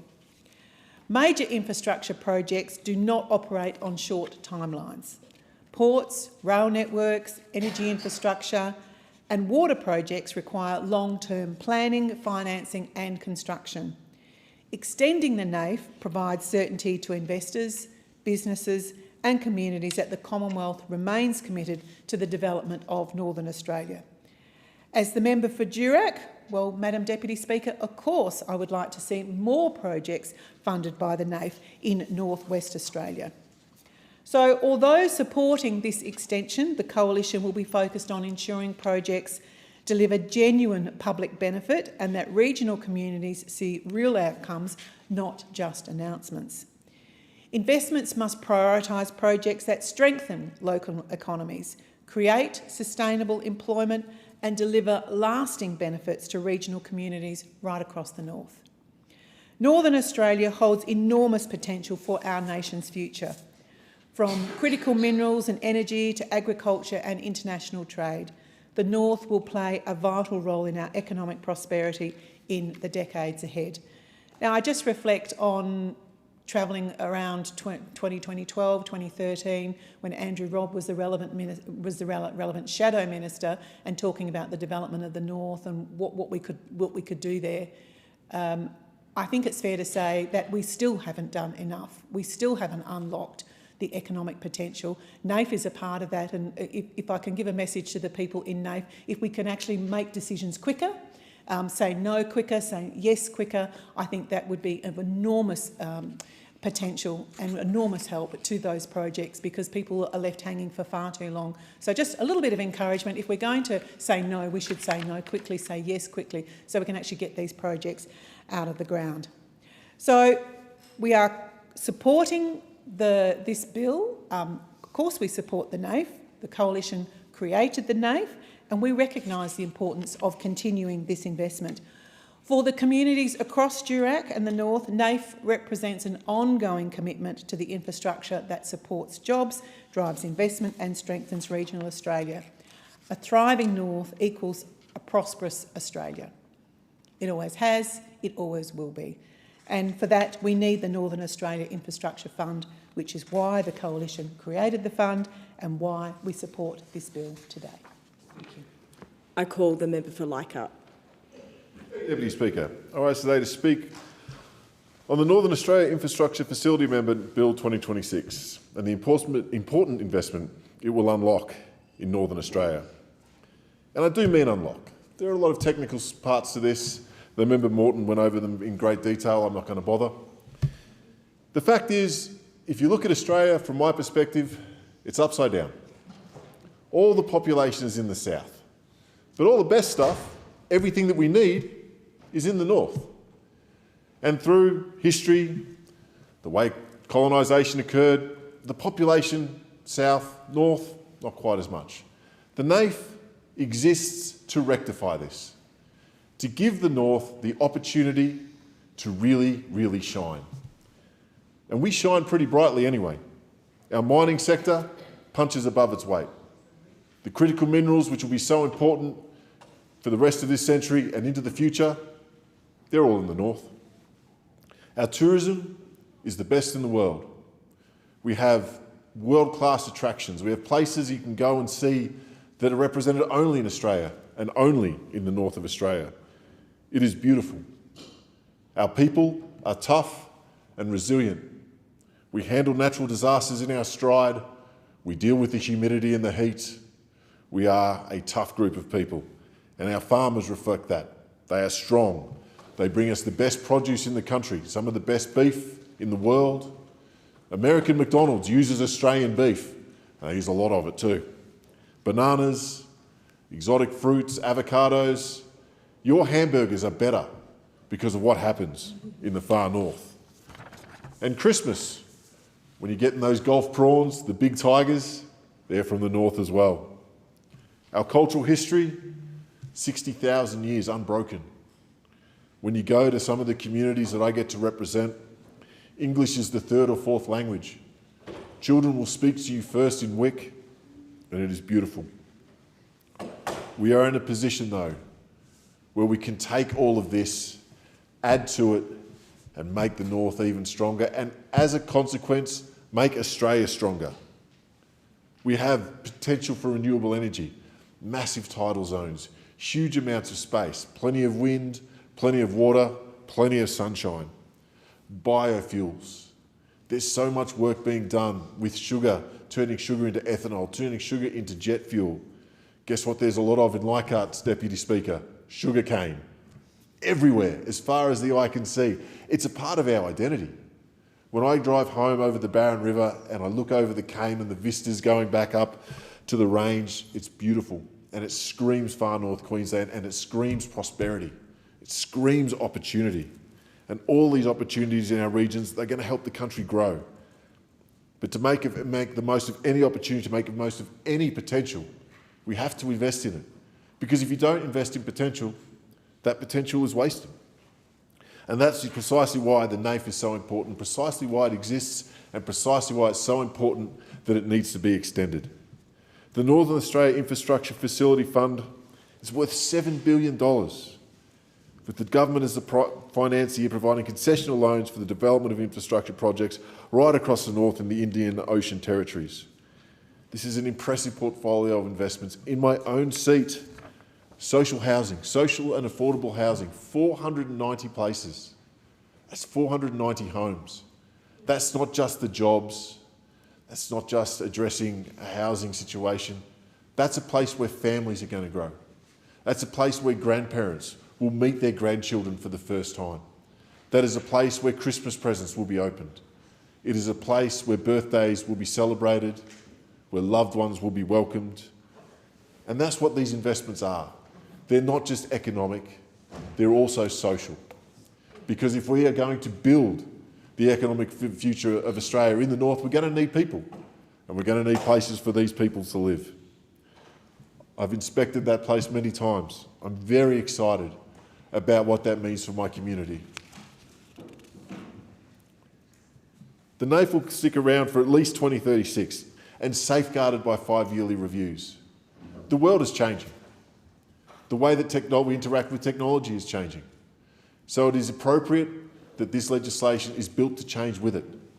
That flexibility is going to enable us to deliver the right projects in the right area.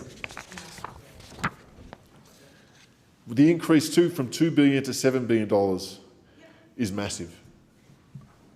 It shows confidence in what the far north can deliver. It shows confidence in our regions. It shows that this Anthony Albanese Labor government acknowledges that the world is pivoting to the north and is going to pivot with it. I'm so very proud to be a part of a Labor government now that has so many regional MPs, so much representation across the north of Australia, and that our voices are being heard. The potential and the opportunity of who we are is being recognised. And what that means, not just for me, but for the future of my children's friends, the communities that have sometimes been left behind in economic development, what that could mean for them. Every community that I go to across Leichhardt has a plan. They know where they want to go. They know what they want to do, and the NAIF is going to help them unlock the finance that they need to get that going. I hear about abattoirs and produce markets and ways to feed the mining camps at Rio Tinto and Cape Slattery. I hear about cultural tourism and what that could mean to these local communities. People are talking to us about geothermal electricity. There's all of this potential. It all needs investment. And sometimes government needs to step in to be that investor, to invest in our people and invest in our ideas. And that is what the NAIF is for. And a part of that, of course, will be the rest of the infrastructure that we're investing in. And that includes better roads. You need that connectivity, which is why the investment in the Bruce Highway is so important. The Kennedy Development Road, the Cairns Western Arterial Road, the Coranda Range Road, and the bridges. These are just some of the roads in my electorate that are going to benefit from that. But we're also investing in universities. This holistic approach means that the far north is positioned uniquely to move forwards, and it is all driven by NAIF. I hope through my speech I've shown just how important both the NAIF and the government investment is to Northern Australia, what Northern Australia means to the rest of the country. We are not the final frontier. We are the future. And the NAIF allows us to be the best version of ourselves, which will help bring Australia along with us. I commend this bill to the House and urge all members to back in Northern Australia. Thank you. I call the member for Warringah. Thank you, Madam Deputy Speaker. I rise to speak on the Northern Australia Infrastructure Facility Amendment Bill 2026, and I have to admit I'm getting a bit of déjà vu. I've had this bill in this House already previously, and I still have the same issues with it. It is an incredibly important fund and aspect for Northern Australia, needs that investment. I recently, earlier last year, had the opportunity to travel around the Torres Strait Islands, and it's incredibly clear how much investment is needed in the northern and more remote areas of Australia. And so this NAIF facility is incredibly important. I absolutely support Northern Australia needs investment. It needs roads, ports, transmission, storage, water, housing, community infrastructure and clean industry. But let's be really clear, what it does not need is a publicly backed slush fund for fossil fuel expansion. This bill extends the NAIF's life to 30 June 2036, so that is considerable. That is a further 10 years. It strengthens its governance settings, and including joint ministerial responsibility and future review. But the central flaw to this bill is what it does not do. It does not rule out public money being used for fossil fuel infrastructure, and it does not require the NAIF decisions to align with Australia's legislated climate goals. It does not make clear the consultation with First Nations Australians. If government and Parliament is going to extend this facility, to extend a $7 billion financing vehicle for another decade, then Parliament must also set clear public interest guardrails. The NAIF says that it now has 32 projects and more than $4 billion in commitments. That scale makes the absence of climate guardrails and consistency even more serious and concerning. Under the Morrison government, the NAIF was expanded and critics warned it could be used to support coal and gas. In January 2022, when the Coalition announced an extra $2 billion of funding through the NAIF, it would not rule out the facility being used for projects such as the Beetaloo Basin. Absolute carbon bombs in the making with devastating consequences for climate change. In 2021, when the Morrison government changed the NAIF framework, I moved then amendments to prohibit the NAIF assistance for fossil fuel-based infrastructure, expressly including not funding natural gas projects or pipeline. Because let's be clear, gas companies are making super profits. They do not need public funding to facilitate them making money off the back of Australians. Those amendments said financial assistance must not be provided for fossil fuel-based infrastructure. They have already benefited from generations of generous public subsidies. We cannot continue to do that and sensibly balance the budget.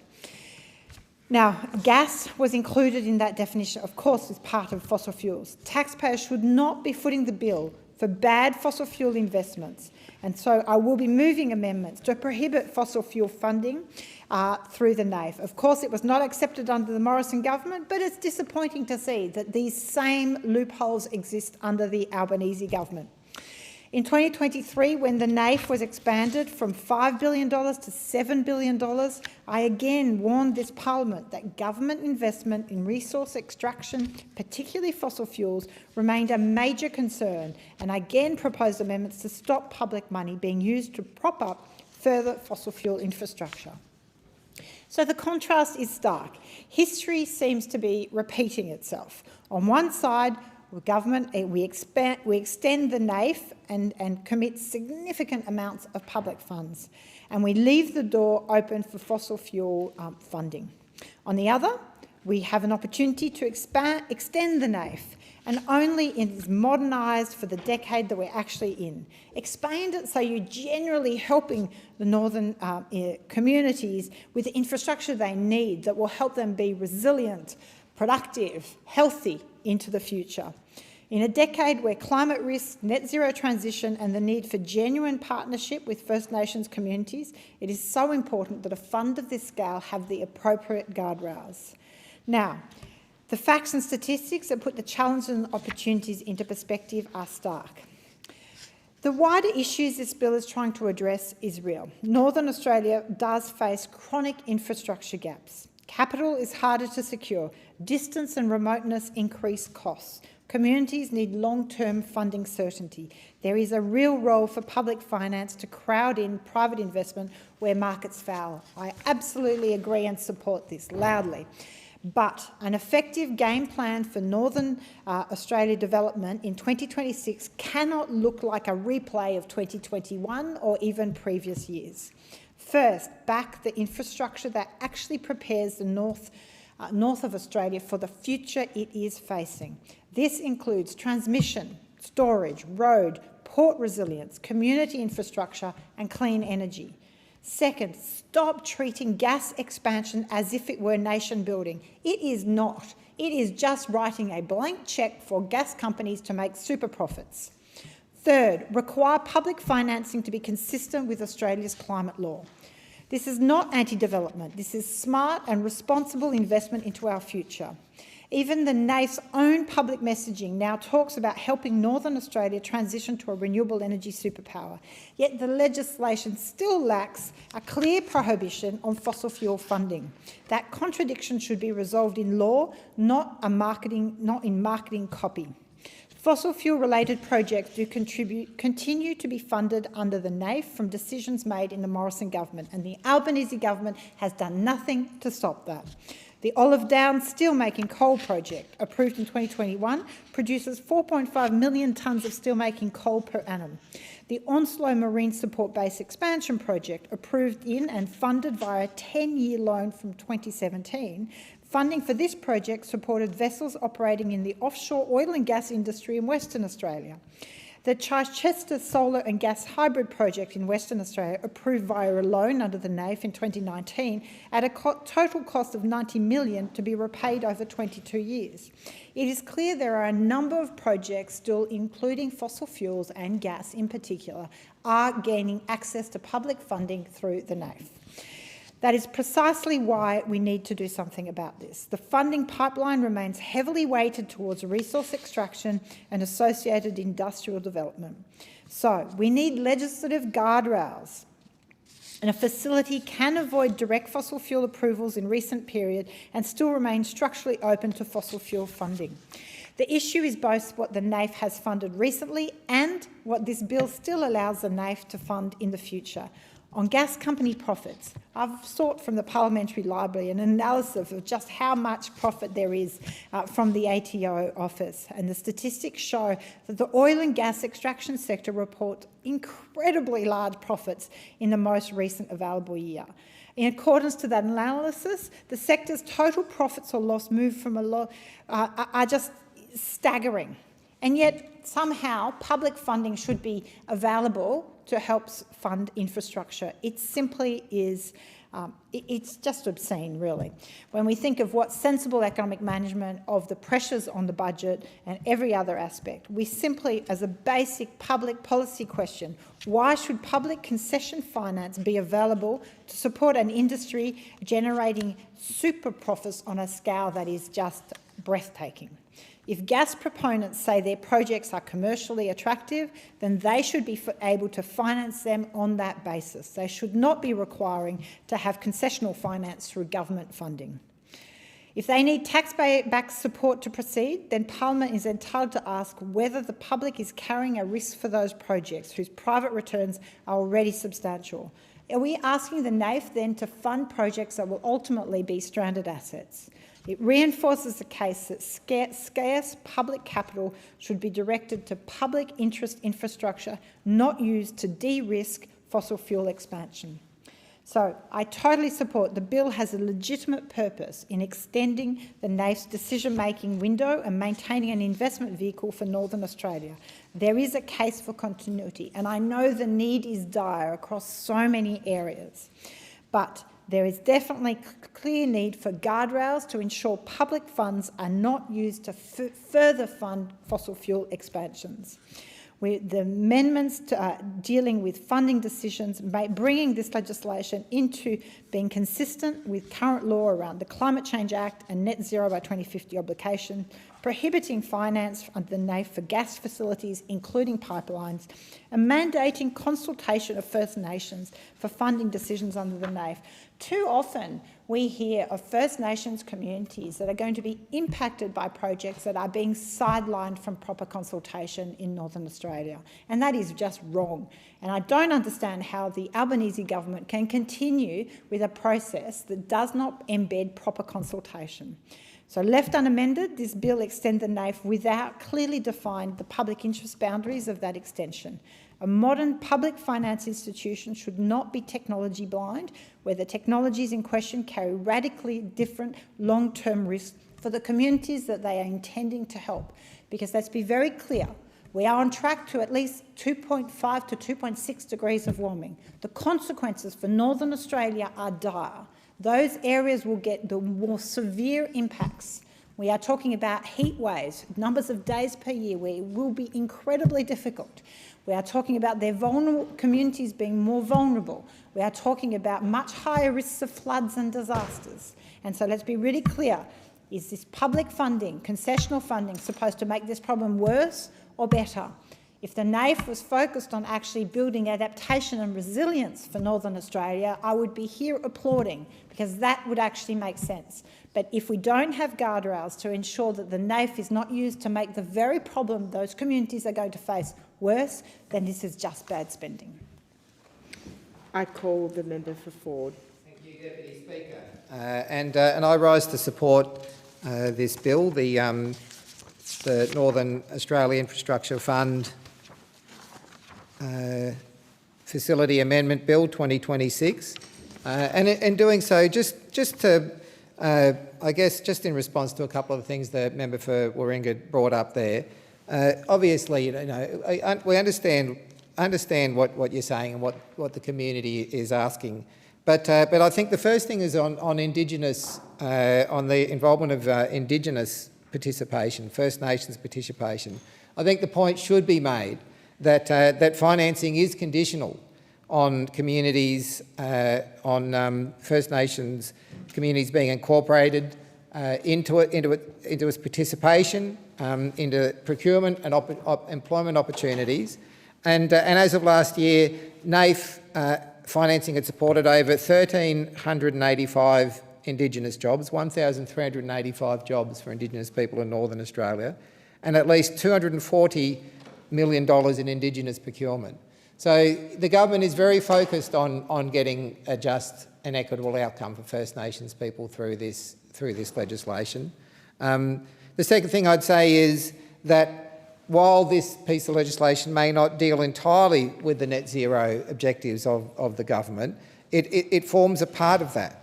You know, you've got other measures such as the Net Zero Fund, which recognises that, and you know, we understand as a government, and I do as an individual know the wrench that the decarbonisation of the world economy has on the Australian economy and on the Queensland economy particularly.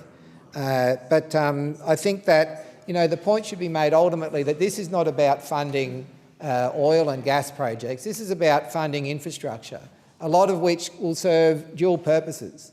This is about unlocking roads and rail lines, and I think that the point needs to be made that not only is there a broader approach to net zero, which this government is very focused on, but also that we have to maintain a balance, and energy security is just as important. Ultimately, it is people in the community that I represent, the community that we represent, communities that we represent, they're the ones who would be impacted the hardest if we just completely shut down those industries. And you know, the government's approach, I think, is the most sensible approach, which is available to us. It is an approach of renewable energy, firmed by gas and batteries. I'm not exactly sure what an alternative approach that takes out gas would look like. I know what the opposition's approach is, though, the most expensive approach of coal and nuclear would do. I don't quite know why they're pursuing that policy, Deputy Speaker. I think it's because they've got an ideological obsession that they have to prove their credentials in fighting the science of climate change. I think that's why they're going with coal and gas, because I think that they think that if they can credibly pursue an argument that coal and gas is the answer, then we don't need to address climate change. I think that's why they're stuck on that loop. But the government's approach is a whole approach to reduce net zero.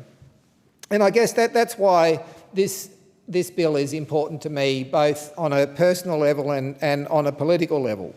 I think, you know, personally, some members will know that you know, I come from the bush, not Northern Australia. I'm not privileged enough to come from that line, sort of just below Rockhampton, but I come from outback Australia, and I appreciate the economic potential that exists not just below the ground, and not just the economic potential that exists walking around in paddocks, but the economic potential of the people of outback Australia and Northern Australia. That there is a spirit of resilience, of entrepreneurialism, and a commitment to have a go. That if we can help people in that area, if we can help the economy of that area, it is going to have an enormous benefit for people in the rest of Australia.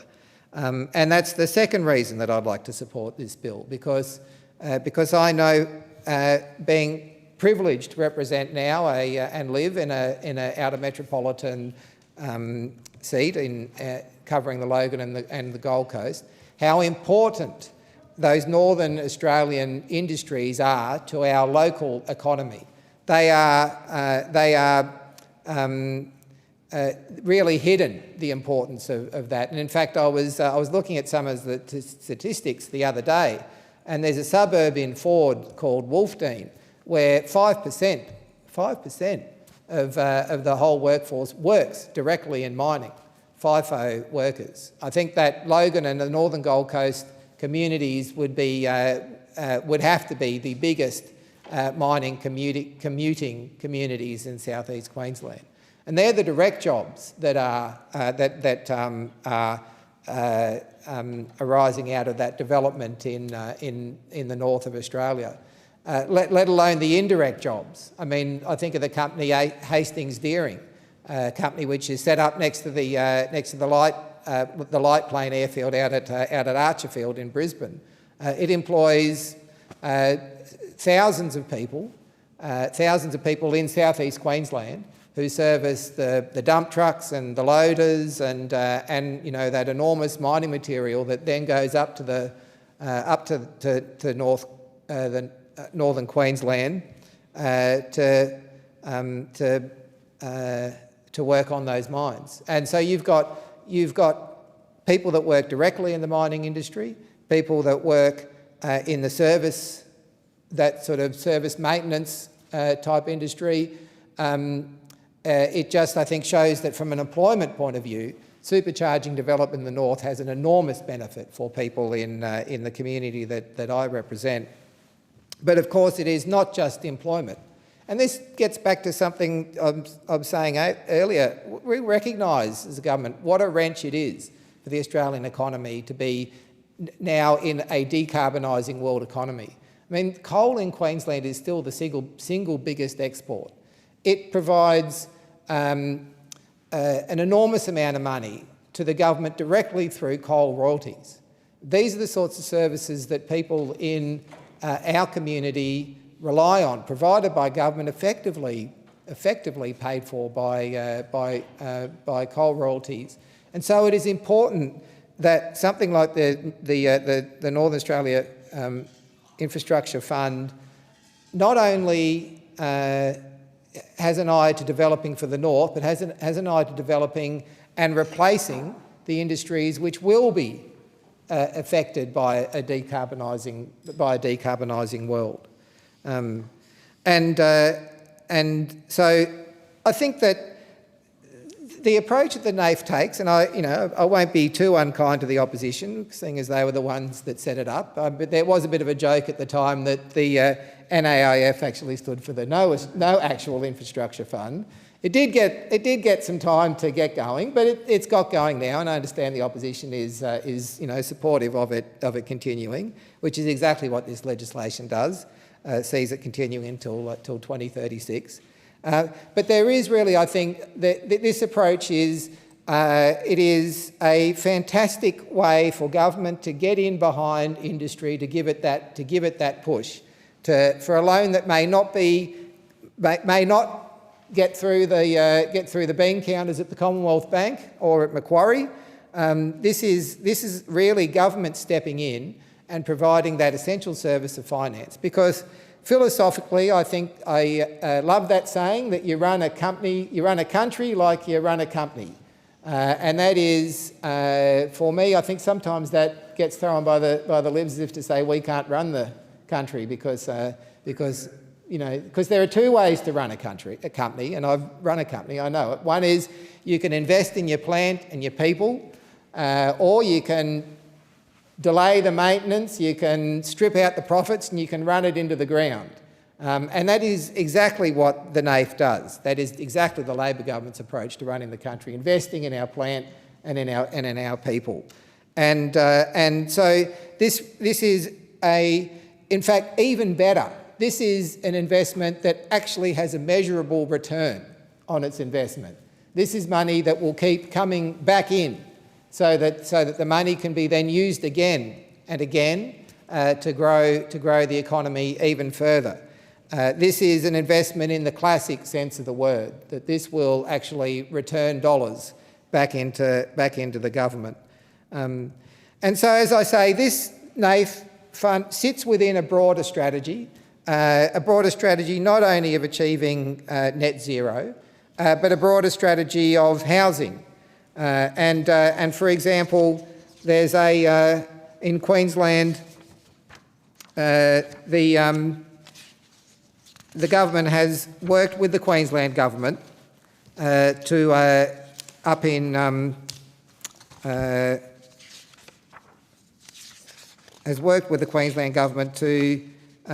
invest in the Cairns Senior Community Housing Project, providing a loan of $140 million to the Cairns Seniors Community Housing Project, working with the Queensland Government, working with the Housing Australia to deliver 490 dwellings, comprised of 245 social dwellings, 223 affordable and 22 SDA, Specialist Disability Accommodation Apartments, providing housing to around 690 people.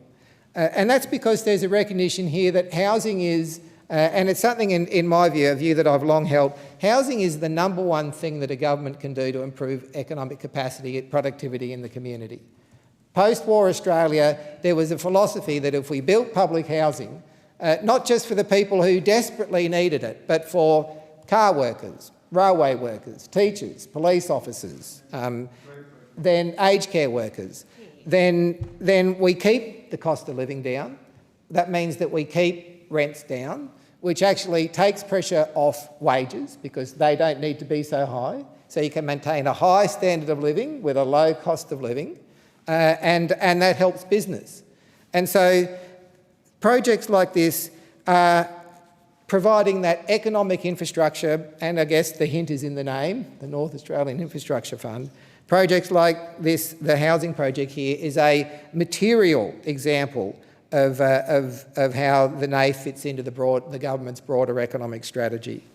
But of course it is not just that. As I said, net zero, I've never seen net zero as an economic problem. Net zero is a massive economic opportunity. And I mean, if anything at the moment, we have seen what it means when you are reliant on international energy supplies. And so it is just, again, getting back to, I don't understand why the opposition are so wedded to coal and nuclear. Well, perhaps I do. Perhaps it is because they think that they need to satisfy Sky News, their base, by saying that, that coal and nuclear are still the way, and that way then you can avoid all the arguments about climate change science. But I just don't get why you would want to be walking away from what is the cheapest form of energy, which is renewable, and which has the power to lift economic living standards. And as I said, post-war Australia, housing was one strategy which governments followed to supercharge the Australian economy. But there was another strategy as well, which was cheap energy, cheap public energy. Wonderful government-owned public assets providing cheap energy to, again, keep the cost of living down, to keep that pressure off wages, and then that helped business. And of course, in manufacturing, the cost of energy is such a vital part of that manufacturing cost that it helped keep that cost down for business as well. And so in Western Australia, it is the Chichester Solar Gas Hybrid Project. A loan of up to $90 million to displace 100 million litres of diesel generation annually from the Pilbara. 100 million litres of diesel generation. So this is a way of not only getting more energy into our system, but providing it in a cleaner way. Finally, I just say that there are many examples here, whether it's critical minerals, whether it's the future made in Australia, whether it's agriculture. This NAIF forms an essential part of the government's broader economic strategy and meets those broader economic goals.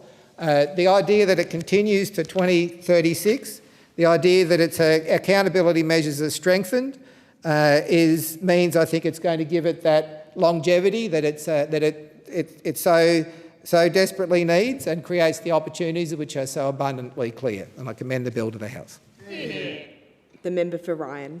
Thank you, Deputy Speaker. The Greens will be opposing the unamended bill in the House and reserving our position in the Senate. The reality is that there's nothing stopping the NAIF from being a fund to keep coal and gas on life support, and that is why we're opposing it. I have an amendment which has been circulated to stop the NAIF funding dirty coal and gas projects and related infrastructure, and also native logging projects. Ending the public financing of coal and gas projects and infrastructure is an area where we were able to work with the government to make advances in the last Parliament, and my amendment should be supported by the government to build upon that good work. In the last Parliament, we closed off the National Reconstruction Fund from funding coal, gas and native forest destruction. In the Future Made in Australia package, we ended the ability of Export Finance Australia from financing coal, oil and gas projects, both in Australia and overseas. And we amended the broad grant power in the Industrial Research and Development Act to turn off the massive pipeline of fossil fuel subsidies that the Coalition was using to fund fracking in the Beetaloo, new coal plants in Queensland and support the gas-fired recovery. The same treatment now needs to extend to the Northern Australia Infrastructure Fund. It was used by the Coalition, who wanted to fund Adani's coal mine with $1 billion of public money, but the deal fell over. Queensland Labor vetoed it because they were worried about losing seats to the Greens. But the risk of financing fossil fuel projects with public money is not over. Right now, there is a gas project, the Comet Ridge project, that issued a statement to the ASX that they are in discussions with NAIF for a $110 million loan. Australians do not want their money propping up new coal and gas projects. The NAIF is one of the last remaining specialist investment vehicles that is able to finance fossil fuel expansion with public money. My amendment gives effect to what informally appears to be Labor government policy to not use public funding to fund coal and gas projects. The government should make its policy position clear by supporting this amendment. Comet Ridge has applied for that funding because they couldn't or wouldn't obtain it through private lenders. Let me spell out what that means. That is the government, and therefore Australian taxpayers, taking on this risk of this gas project. Privatise the profits and socialise the losses of a project that'll make climate change worse and damage our future. It makes absolutely no sense, and the government must rule out funding it by supporting this amendment. So to summarise, public money should not be used to keep coal and gas projects on life support. It's simple. The Australian people don't want it, so why is the government entertaining the idea? Comet Ridge, that new gas project in Queensland, has bragged that they're in discussion with the NAIF, a government funding body, for a loan of $110 million. Let's be clear about what that means. Comet Ridge should and could be seeking private funding, but they're applying for this government-backed loan because it gives them a better deal. It's the government, it's taxpayers that are taking on the risk of that loan. Instead of de-risking our future and our climate by ending new coal and gas projects, we are instead de-risking this gas project operated by a for-profit corporation that will make climate change worse. We saw a decade of subsidies for fossil fuels under the Liberals, and now we're seeing Labor doing exactly the same. There's the fuel tax credit scheme that cost the budget $10.2 billion in the 24-25 financial year. Labor also put aside a tidy $1.9 billion in their first budget for the Middle Arm hub in Darwin that'll enable even more gas exports out of the Northern Territory. The Greens want no new coal and gas because it's clear that new coal and gas is not compatible with a safe climate. But the least we can ask for is committing to an end to public money, to taxpayer money, going to make climate change worse. Thank you. I call the member for Solomon. Thanks, Deputy Speaker.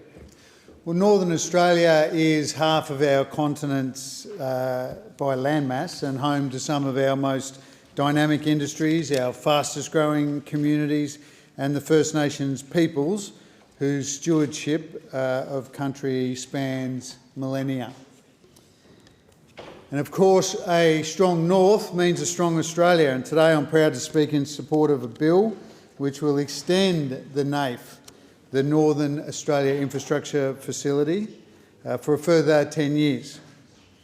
This is a practical nation-building step that will unlock investment, create jobs, deepen First Nations participation and help secure critical supply chains as we transition to net zero, all while returning significant public benefit well beyond the Commonwealth's outlay, as significant as the Commonwealth's outlay is.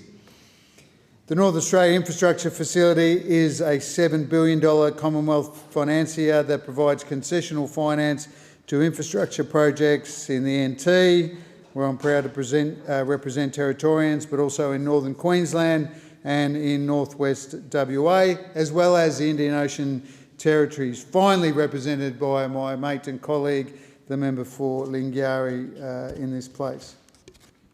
These are projects often that may struggle to attract commercial finance because of their remoteness, their higher level of risk at times, the smaller populations and the long project timeframes.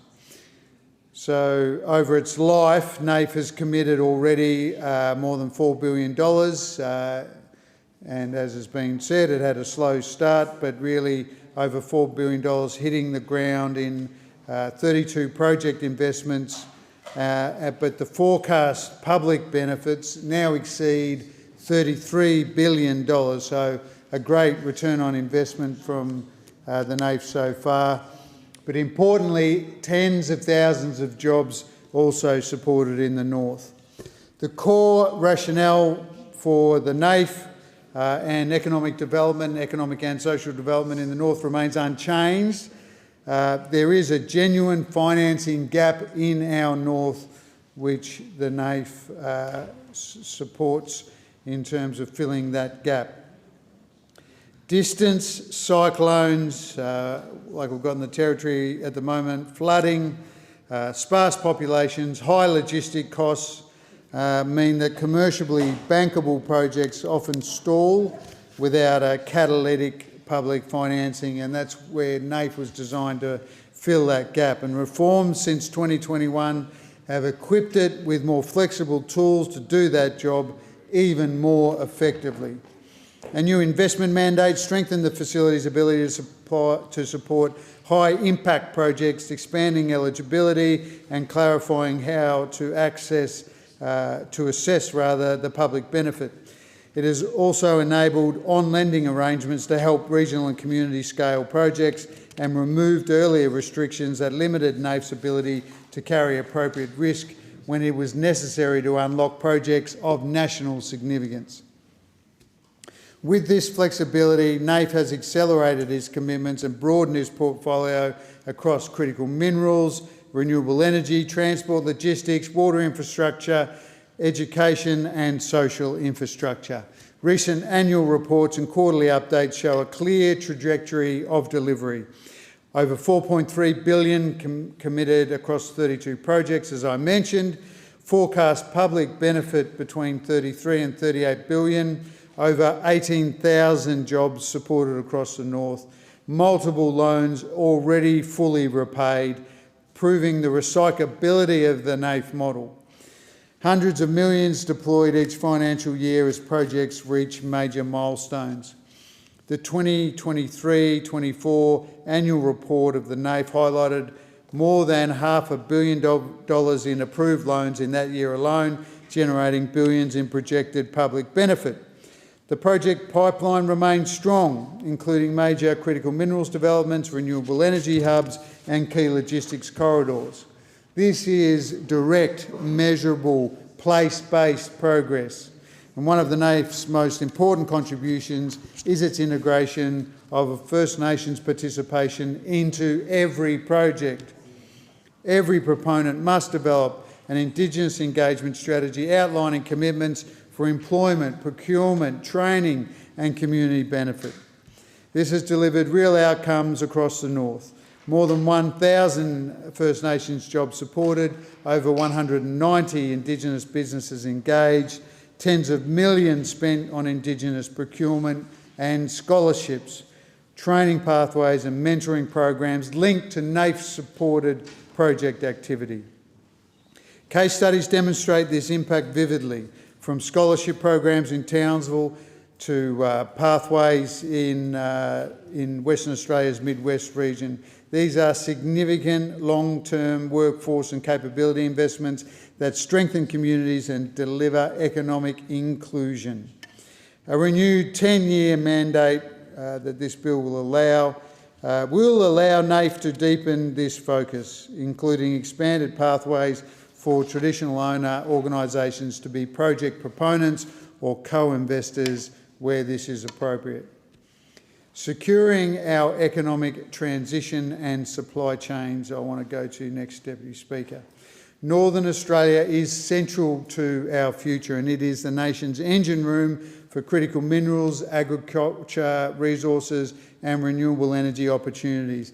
Extending NAIF ensures that patient capital is available to projects that de-risk private investment in these areas of critical minerals processing, clean energy generation, but also the important transmission infrastructure, export capacity expansion, enabling infrastructure for new industries. This support is essential for Australia's industrial transformation and our ability to strengthen sovereign capability. Building resilient communities where people want to live. The North's economic future depends on its livability, and this means investing in airports, in education precincts, in health facilities, in digital infrastructure and in community services. NAIF's track record supporting universities like Charles Darwin University and my electorate, airport expansions, community facilities and regional services highlights the importance of social infrastructure to population growth, to workforce retention and to long-term regional sustainability. This 10-year extension will provide the certainty required for councils universities and local developers to plan multi-year precincts and community anchoring projects. Partnering with First Nations to co-design prosperity. A longer horizon creates the space for deeper First Nations participation and long-term planning. This includes pathways for equity participation by traditional owner entities, stronger procurement and employment commitments, sustainable capability building and capacity building for that matter, alignment between NAIF investments and local community priorities. The 10-year extension allows for long-term partnerships rather than short-term transactions. The government has introduced legislation to extend NAIF's investment period by 10 years, supported by modernised governance arrangements, including, but not limited to, joint ministerial responsibility, regular statutory reviews in 2029, then 2034 and beyond, strengthened alignment with national strategic policies. Earlier independent reviews found that there was strong support from government, industry and regional communities for NAIF's continuation. The 5-year review cycle will ensure that NAIF remains contemporary, accountable and fit for purpose. Combined with a refreshed investment mandate, these arrangements maintain the right balance between independence, oversight and strategic direction. What another decade enables is a practical agenda, providing certainty for long-term projects and ensuring strong accountability. Deputy Speaker, it will enable, and I want to focus on 5 things: critical minerals and clean energy precincts, enabling infrastructure, power, water, transport, common user facilities, needed to support processing and value adding in Australia. Second, transport and logistics corridors, ports, intermodals, airports and roads that reduce freight costs and strengthen Australia's competitiveness. And there was an opportunity open to do that way back when NAIF started with the Darwin port, using the NAIF to help an Australian proponent, but I won't digress. Water security and climate resilience. Resilient infrastructure capable of withstanding cyclones, flooding and climate pressures, including modern water systems and nature-positive remediation projects. Something very close to my heart, Deputy Speaker. 4, social infrastructure that anchors population. Health, education, community housing and digital backbone investments that attract people and talent to the north, not only through the jobs but helping to anchor that workforce in the north.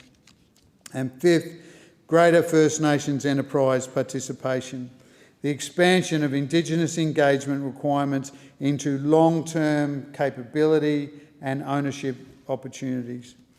Deputy Speaker, extending the NAIF is also about national resilience. Northern Australia is a strategic region of our country, obviously. Central to our relationships in the Indo-Pacific, obviously, Southeast Asia, the Indian Ocean, and of course with the Pacific countries themselves. But we are uniquely exposed to climate impacts as well, and as is being experienced across the north right now. Strong infrastructure, ports, roads, grids, water systems, strengthens national security, humanitarian response capability and economic sovereignty. NAIF is a vehicle that helps to deliver that infrastructure responsibly, patiently and in line with our national priorities. NAIF was established with bipartisan support and has been extended and strengthened under successive governments of both sides of the chamber. That continuity has enabled projects across Queensland, Western Australia, the Northern Territory and the Indian Ocean territories to grow with confidence. The proposed 10-year extension continues this tradition of national interest above politics. The rehabilitation of the Mount Morgan site illustrates NAIF's value, a complex legacy project now supporting hundreds of jobs, delivering environmental benefits and producing critical minerals essential for a clean energy future. university expansions, airport upgrades that are desperately needed across the north, and Indigenous procurement successes further reinforce how NAIF's investments shape vibrant communities, not just balance sheets. These are the human stories behind the spreadsheets, stories of regions revived, opportunities created, and communities strengthened. Extending NAIF's mandate for another decade, as well as the additional $2 billion that have been put into it in recent times, is a clear-eyed investment in Australia's future. It supports vital economic infrastructure in the north. It strengthens regional communities in the north.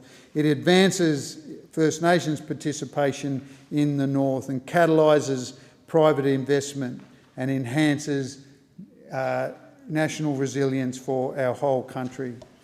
A stronger north, as you know, Deputy Speaker, means a stronger nation. Let's extend the NAIF for another 10 years, put billions more into it, and continue building the infrastructure of a secure, prosperous, strengthened and inclusive Australia. Thanks, Deputy Speaker. I call the Minister. Thank you very much, Acting Deputy Speaker. I'd like to start by thanking members for their contribution to this debate, and particularly the Special Envoy for Veterans Affairs, Defence and Northern Australia, and the Member for Solomon, my good friend Mr Gosling. We were elected in 2016. He has been a strong fighter for the North, and I thank him for his support. As I said, I thank all members for their contributions. I note with sadness that of the 14 members of the Nationals in the Chamber of the House of Representatives, only one was able to speak on the NAIF, and that was the former leader. And I thank the former leader of the Nationals and member for Maranoa for his support of the Northern Australia Infrastructure Facility, and also, of course, Northern Australia. I was also elected at the same time as a member for Maranoa, and he's always been very productive in our discussions across a range of issues. I note only one member of the Liberal Party managed to get to speak on the Northern Australia Infrastructure Facility Bill before the Parliament, the member for Durack, and note that a number of projects are in her electorate, and she is a regular at the opening of these projects that are very important to her community and indeed to the whole of Western Australia. Before I continue with my speech, I welcome the Coalition support for the bill before the Parliament that was confirmed by the former leader of the National Party in the main chamber earlier this week, and I trust that nothing has changed with the new leadership in the Coalition partner, and no doubt I hear about that if it has. Mr Deputy Speaker, the Australian Government is committed to driving economic development in Northern Australia in a stable, a reliable and accountable way. The Northern Australia Infrastructure Facility Amendment Bill of 2026 delivers practical and targeted updates to the Northern Australia Infrastructure Facility Act of 2016. It ensures the Northern Australia Infrastructure Facility remains fit for purpose and capable of supporting transformational projects across the North well into the next decade. The amendments to the NAIF Act will extend NAIF's investment decision-making period for another decade, strengthen accountability for compliance with the investment mandate, establish joint responsibilities for the responsible ministers, myself and the Minister for Finance, in accordance with standard practice for the Commonwealth's special investment vehicles, and it will refresh statutory review requirements to allow for two future reviews of the operation of the NAIF Act. The continuation of NAIF's investment period through to 2036 responds directly to the findings of the statutory review of 2024. This will preserve NAIF's capacity to continue promoting transformational projects across Northern Australia and provide long-term certainty to investors and communities. These projects create jobs and new economic opportunities for communities across the North. The amendments introduce new mechanisms requiring the NAIF board to notify the responsible ministers when NAIF or a subsidiary fails to comply with the investment mandate, and these mechanisms empower the responsible ministers to direct corrective action where necessary, while confirming that inadvertent non-compliance does not invalidate transactions. These measures align NAIF with other Commonwealth special investment vehicles and bolster its governance framework. The bill updates several provisions to reflect contemporary governance arrangements by adding the Minister for Finance as a responsible minister. The addition of the Finance Minister to the ministerial responsibilities outlined in several places throughout the Act will ensure an appropriate level of oversight and accountability. And it is consistent with arrangements for all of the Commonwealth's specialist investment vehicles. The bill also provides for 2 future reviews of the NAIF Act after 30 June 2029 and 30 June 2034, ensuring structured and timely evaluation throughout the extended investment horizon of the NAIF. The second of these reviews will include consideration of whether the investment timeframe of the NAIF should again be extended. Deputy Speaker, this government is committed to transitioning Australia's energy sector to net zero by 2050 and the reduction of Australia's emissions by 43% by 2030. NAIF has a key role in contributing to this objective. In 2023, I issued NAIF with a new investment mandate, which includes a list of government policy priorities to which NAIF is expected to contribute through its investments. Among these is a priority to support sustainability, climate change and circular economy principles and solutions in Northern Australia. In relation to the bill, I want to draw one particular project to the attention of the House, and that is in relation to the Perdaman urea project under construction at the moment in Karratha in Western Australia. This is a really important project, a matter of important and critical national resilience in a time of conflict in the Middle East. It will provide important and stable supply chains for farmers into the future and to all the agricultural industries and the work they do, which is required to feed Australia, but also to feed our regional neighbours. Importantly, the Perdaman urea project will decrease our dependency on the importation of urea into fertiliser. Urea is the nitrogen in NPK, and many of those in rural communities will understand what NPK fertiliser is. It's, in fact, many gardeners would as well. But it is really very important to the food and fibre that this nation creates. It will be Australia's largest urea plant. It will produce 2.3 million tonnes per annum. About half of that will be kept in Australia and ensure that we have that secure supply chain and that farmers have the fertiliser they need. That will strengthen national food security and reduce reliance on imported fertilisers. Now, the Perdaman urea project is one of the largest downstream processing and manufacturing investments in Australian history, and it will again, as I say, solidify our supply chains. NAIF has supported a number of projects contributing overall to this, a $220 million loan to Perdaman to build this plant and kickstart the new multi-billion-dollar fertiliser industry, a $160 million loan to the Pilbara Ports Authority for a new multi-user wharf and facilities at the Port of Dampier, and a $95 million loan to the Water Corporation of Western Australia for the expansion of the Burrup seawater supply and brine disposal scheme.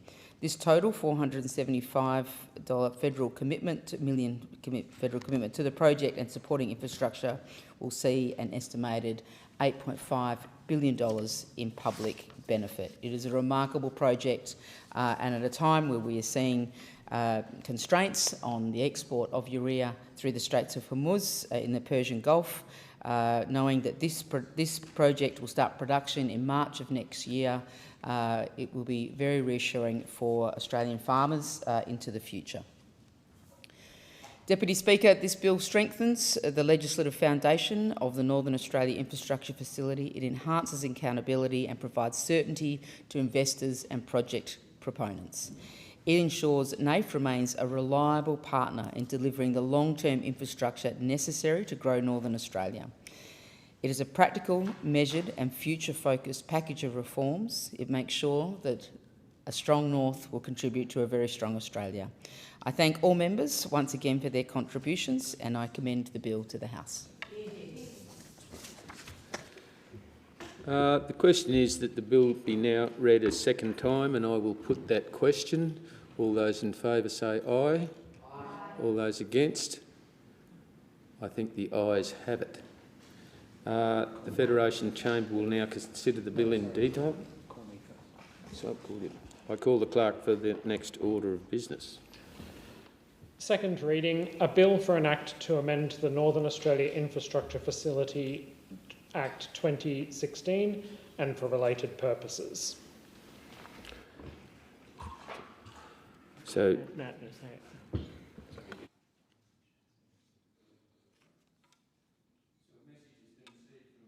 Excellency, the Governor-General, recommending in accordance with Section 56 of the Constitution an appropriation for the purposes of this bill.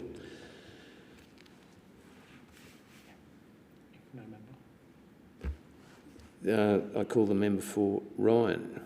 Yeah, I move the amendment circulated in my name. Is there a seconder? No. Right. Sorry, I beg your pardon. The Federation Chamber will now consider the bill in detail, and I understand it is the wish of the Federation Chamber to take the bill as a whole, and the question is that the bill be agreed to. I call the member for Ryan. Yeah, no, I've already given my speech, so we'd like to divide on that. Thank you. So all those. This is CID, isn't it? It's my understanding you have to move the amendment circulated in your name. Which I just did. Yeah, yes. Can you do that again, please? Yes.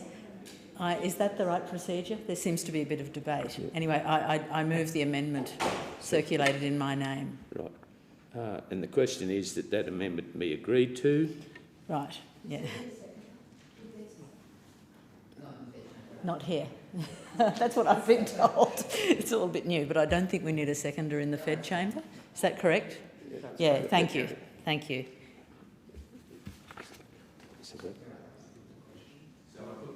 I put the question. All those in favour say aye. Aye. All those against? I think the noes have it. Division required. Division required. Thank you.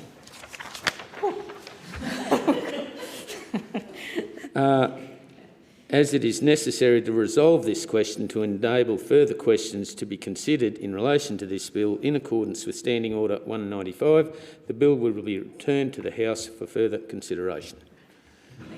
Got through that. And I call the clerk. Next order of the day, further statements on International Women's Day. I'll get my papers. I call the member for Chisholm. Thank you so much, Deputy Speaker. Many years ago, before I was even a candidate in my electorate of Chisholm, one of my local neighbourhood houses was selling second-hand books in Mount Waverley. A memoir caught my eye, Zelda, it was called, written by the incomparable, uncompromising Zelda Deprano. Zelda Deprano was a passionate warrior for equal pay, chaining herself in protest to government buildings and pursuing the cause her whole life. Zelda Deprano passed away in 2018, and in 2024 a beautiful bronze statue of her was erected in Melbourne outside the Victorian Trades Hall Council building, which I spent a few years at working as Assistant Secretary. Her statue is one of the too few statues of women in my hometown in Melbourne. Emblazoned on the base of her statue is a quote, which was in response, she made the statement in response to an incredulous question she was asked about her activism and whether she could achieve anything. This is what she said. "Today it was me, tomorrow there will be two of us, the next day there will be three, and it will go on, and there won't be any stopping it." As we mark International Women's Day this year with its theme of balance the scales, let's think about the scales of justice and ensuring that all women and girls can access fairness and equality.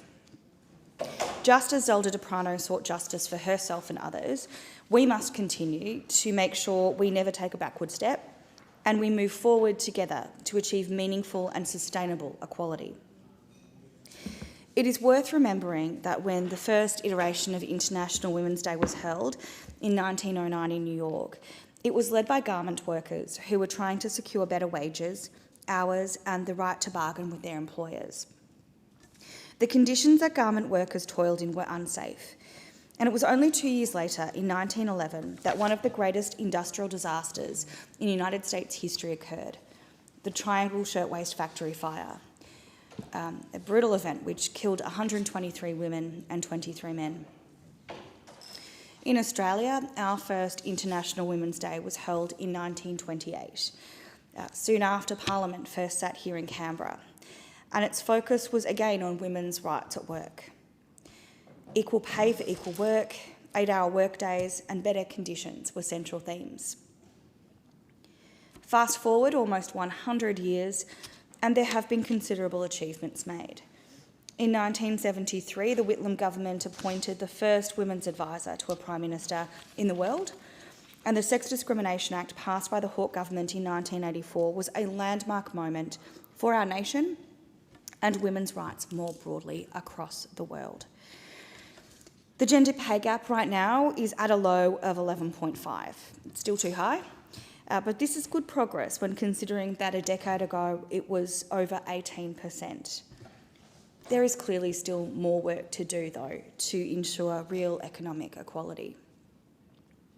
Since the Fair Work Act came into effect in 2009, introduced by the Rudd government, certain rights have been guaranteed to all workers under the National Employment Standards, and these were expanded to include paid parental leave provisions and paid family and domestic violence leave. And these are entitlements we know do disproportionately impact women, as they are vastly more likely to be primary caregivers and assault survivors. These additional entitlements were all introduced under Labor governments. In addition to more choice in taking paid parental leave for both parents, regardless of gender, and implementing paid family and domestic violence leave, the Albanese Labor government has critically made gender equality an object of the Fair Work Act.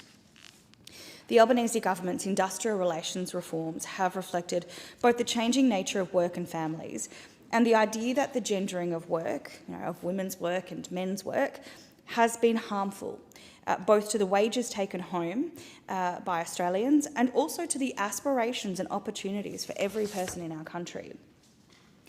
We should have boys and girls wanting to take on all sorts of occupations and opportunities, having all kinds of dreams about their future, not those that have been preordained for cohorts based on gender alone. I am proud to be part of a government that is making important progress, with over 50% of women in our caucus. Positive change is what happens when there are different voices, including women's voices, sitting in rooms where decisions get made. Our women's health package, which provides for new medications and takes seriously the experience of girls and women in the medical system, is another big part of the way we are listening to and acting for and with women. There is still so much more to do, despite all the positive advances. We must all act to eliminate the absolutely appalling rates of violence against women that we see in this country, the misogyny we see online, and the real and potential gendered harm we witness due to the growth of artificial intelligence and the way it may develop in the future. There has, unfortunately, been a global contraction of global aid to support girls and women. And rights have been going backwards for girls and women in parts of the world, which is something that should terrify us all and mobilise us all to take action. There is so much more work to be done. And this year I once again commit myself to doing all I can, inspired by the efforts made of those who came before me. Change is possible when we work together. And I wanted to pay tribute to all those that came before me, from the first Labor woman elected to the House of Representatives, Joan Child, who represented an area that overlaps my current electorate. Her electorate, Henty, has been abolished, unfortunately.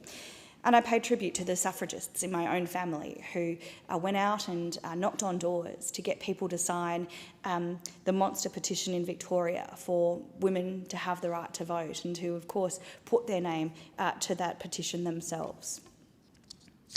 And on International Women's Day, and in responding to the statement made by the Assistant Minister in the House, I think it is really important this week to mention and acknowledge the brave Iranian soccer players who will now call Australia home. They will now be able to be athletes in a democratic society that values their contributions, where they can make choices and be heard.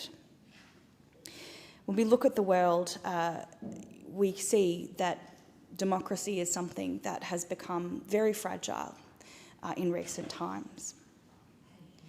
I want to thank the Iranian Australian community, who I've worked with for many years, for their work and their advocacy. And I particularly want to acknowledge the Iranian Women's Association and other groups that I've worked with in my own community in Chisholm, in the eastern suburbs of Melbourne, for their voice in conversations about women's rights and about girls and women being able to make all the choices that they should be able to make in the world as free agents of their own destiny.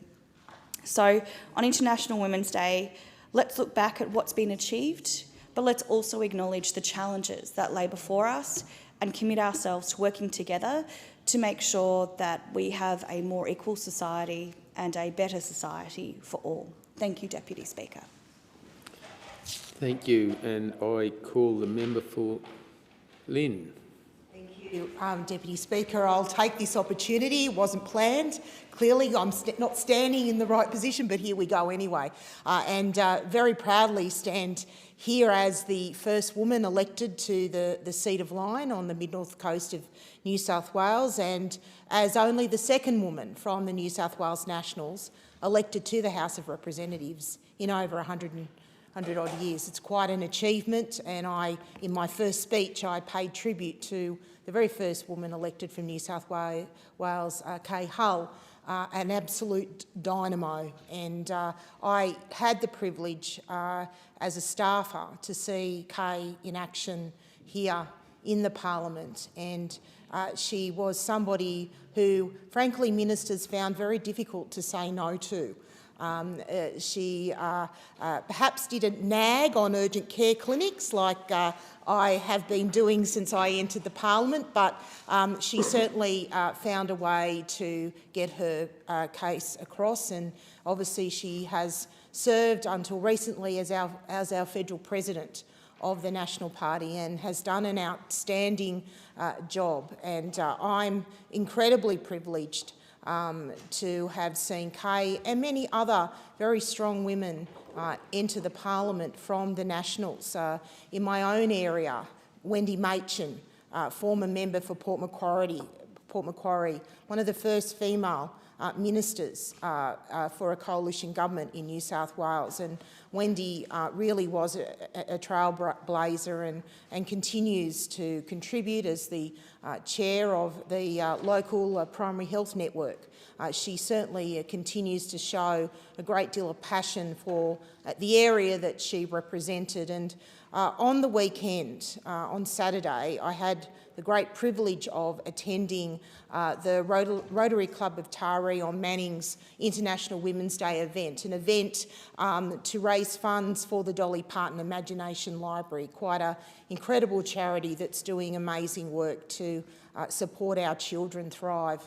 But it was an honour and a privilege to be there as one of the panel speakers with May Amber and Meg Nicholson, the other two women on the panel, and that we were joined by a gentleman as well who runs a very large business from Taree.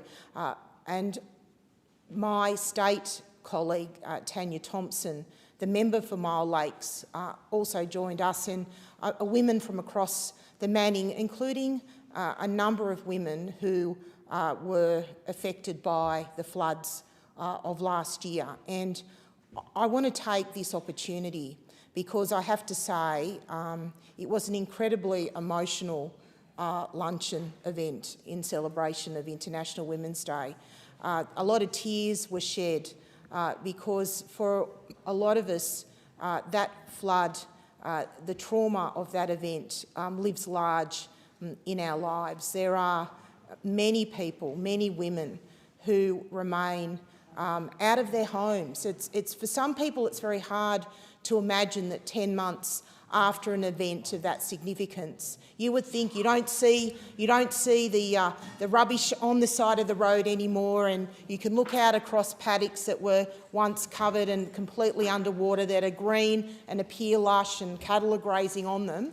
But the fact of the matter is that the trauma of that May event lives large, and it certainly lived large on Saturday. The stories of the women, including Rhonda Futalib, who, in fact, while I didn't mention her by name, I spoke of her in my first speech, a woman whose business was affected. But like so many women across the Lyne electorate, they mucked in. Again, I think I said in my first speech that stranger went to best friend in a moment by simply saying, "Mate, how can I help?" And that was that mateship that so many women showed their neighbours, their family, their friends and complete strangers during that event in May next year. And that the trauma that we're experiencing, the fact that so many people are not yet back in their houses, that businesses are suffering, is the very reason why the member for Mole Lakes and I continue to fight for justice for Taree and Wingham and the Manning Valley. We are still fighting for additional support for our communities. We still have not yet seen, despite call after call after call, for additional funding for small businesses across the region. I mean, the problem we face is, and the Deputy Speaker would appreciate this, is that Queensland does do disaster recovery funding quite well compared to New South Wales.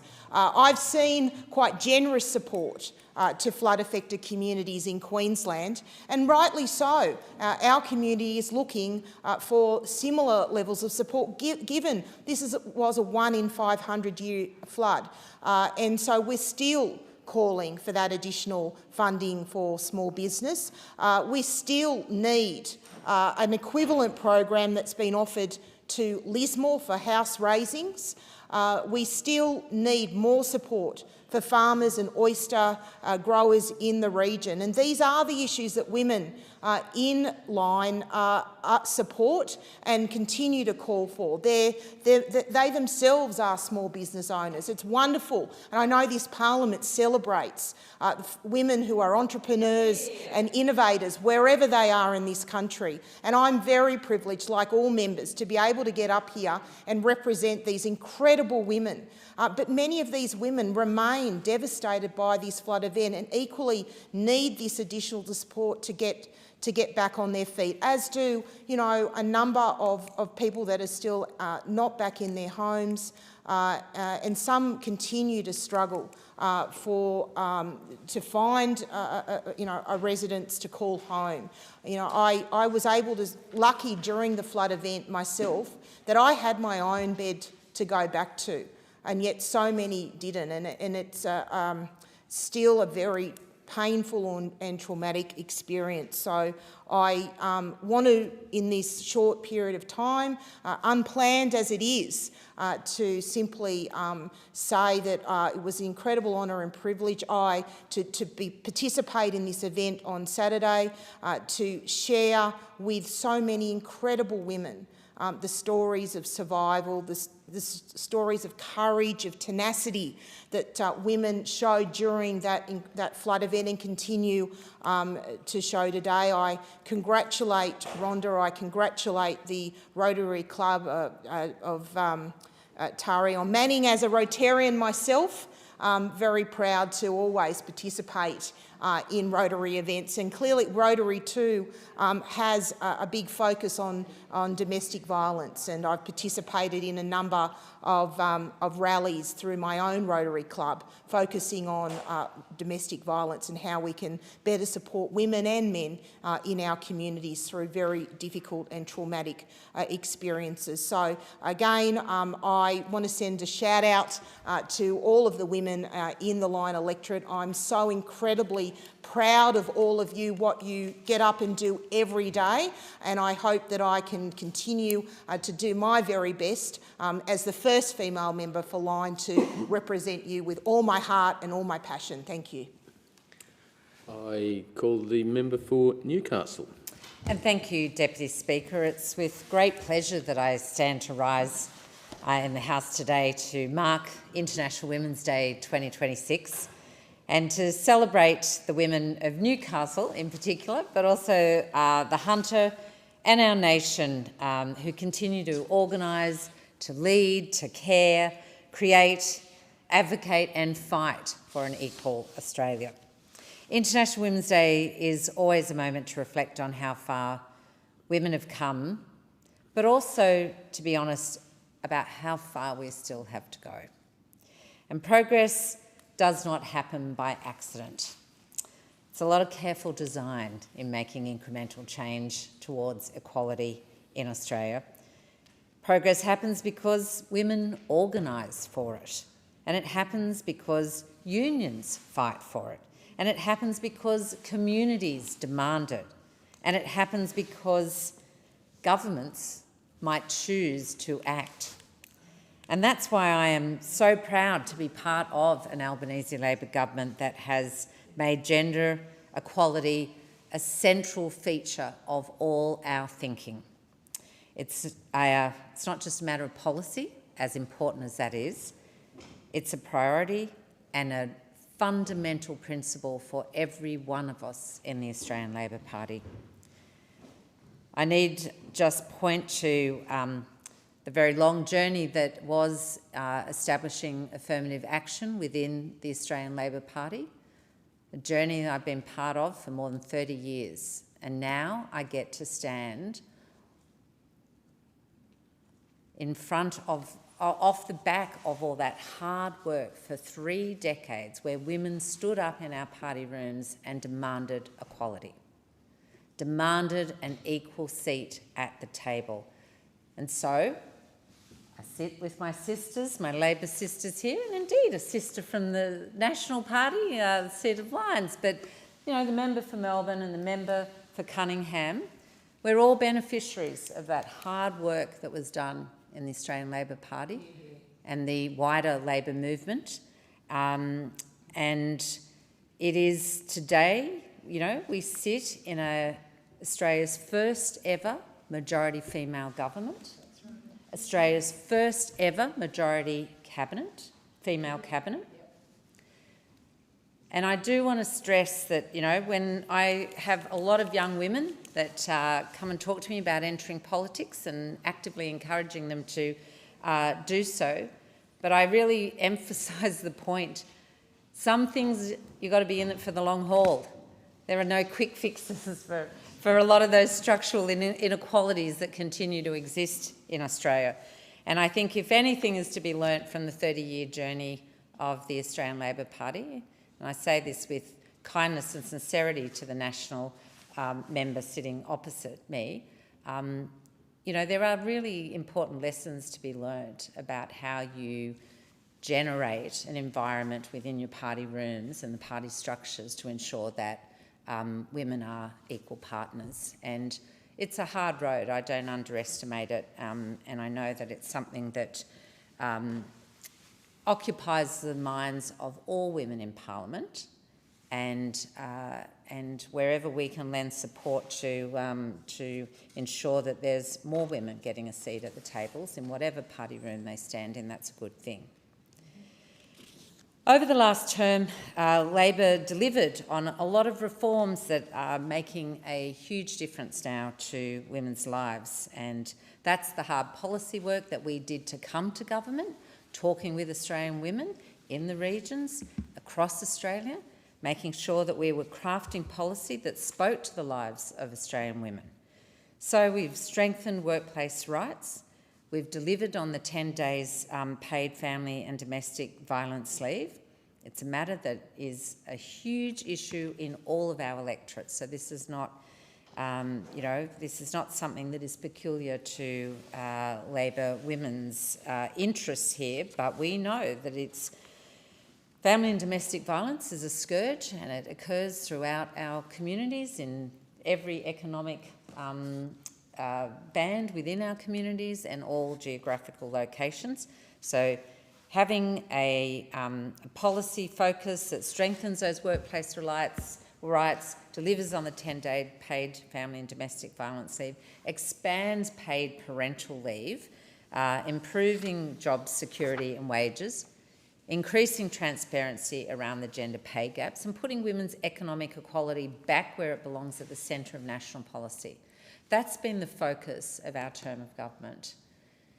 Making sure that women have economic security, that there's an equitable arrangement there in terms of workplace rights, parental leave rights, the gender pay gaps, to ensure that our national policy reflects the reality, and that is that we want to see women being able to participate fully in our, as productive members of our economy and our society.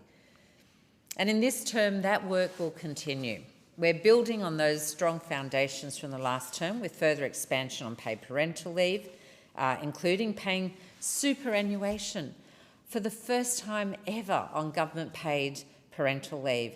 I've got to tell you, when I tell young women that they don't get paid superannuation, well, they didn't until now, thanks to the Labor government, they don't get superannuation on their paid parental leave, they are horrified.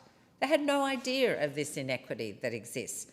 But it is a really critical part of why there is profound inequality in the retirement incomes of Australian men and women. Every time women take a break out of the workforce, they were being penalised, not by just the lack of employer contributions, but no super being paid on their parental leave, even if it was paid by the government or employers at the time. We're demanding greater transparency and accountability on the gender pay equity. We're reducing that really stubborn gender pay gap in Australia. It's down to 11.3, I think, now. But that is still too much. That's still too big a gap. It's the lowest it's ever been in Australia, which is shocking, but a lot of hard work still to be done on that front. We've got some major new investments into women's health. I'm so proud of the work that's been done there. Better access to contraception and menopause care, and to support more women for dealing with endometriosis and pelvic pain. For too long, women were just told, you know, that's a woman's lot. And we've seen the, you know, sometimes catastrophic results of that really poor understanding of endometriosis and pelvic pain. Finally, we've got dedicated clinics where women with confidence can walk in and know they'll be heard, listened and taken seriously. And that pain is not something they have to live with for the rest of their lives. These reforms matter. They matter because equality is not abstract. It's about whether a woman can afford to leave a violent relationship, whether she can return to work after having a child without being penalised for it, whether her work is properly valued, whether she can access the healthcare she needs, whether she can participate fully and safely in public life, and whether the next generation of girls grow up with more freedom, more safety and more opportunity than the generation before. That's what real progress looks like. Not just words, but structural change. Of course, the story of International Women's Day has always belonged not just to the parliaments, but to the movements. And over the weekend, I was so proud to see that spirit alive and well in Newcastle. On Friday evening, I joined with the Hunter Workers Women's Committee International Day dinner that they held at Club Charlestown. It was a wonderful night of solidarity, community and celebration. On Sunday morning, I was proud to stand with our community again as many marched in the International Women's Day rally and the march at Gregson Park in Hamilton. And I just want to put on my record my sincere thanks to the Hunter Workers Women's Committee for the extraordinary amount of work that went into this entire weekend. I know on the Saturday they ran a whole festival of events for women, and these events, they just don't happen without a lot of volunteering and collective effort. Year after year, the committee helps create space for women to come together in solidarity, to celebrate achievements and to reflect on the struggles that remain. I want to also just give a shout out to the remarkable Timeless Textiles and the Wednesday Women's Group. I was so honoured to launch the Inspiring Women in Stitch exhibition and to thank you for your creativity, skills and ongoing connection and work in our community. Happy International Women's Day. I call the member for Melbourne. Thank you, Speaker. On Friday morning, I walked down Lygon Street in Carlton towards Trades Hall for the annual International Working Women's Day rally. You could hear the crowd before you saw it. Women were calling to the gathering crowd through megaphones, and the steps of Trades Hall were already filled with union banners and handmade signs. There were students standing beside nurses, teachers beside hospitality workers, and parents beside young people who were attending their first rally. It was a powerful reminder that in Melbourne, the fight for equality has always been at the heart of who we are. The Victorian Trades Hall carries a rich history. For more than a century, women have gathered there to organise for fair pay, safer workplaces, and the right to participate fully in our economy and our democracy.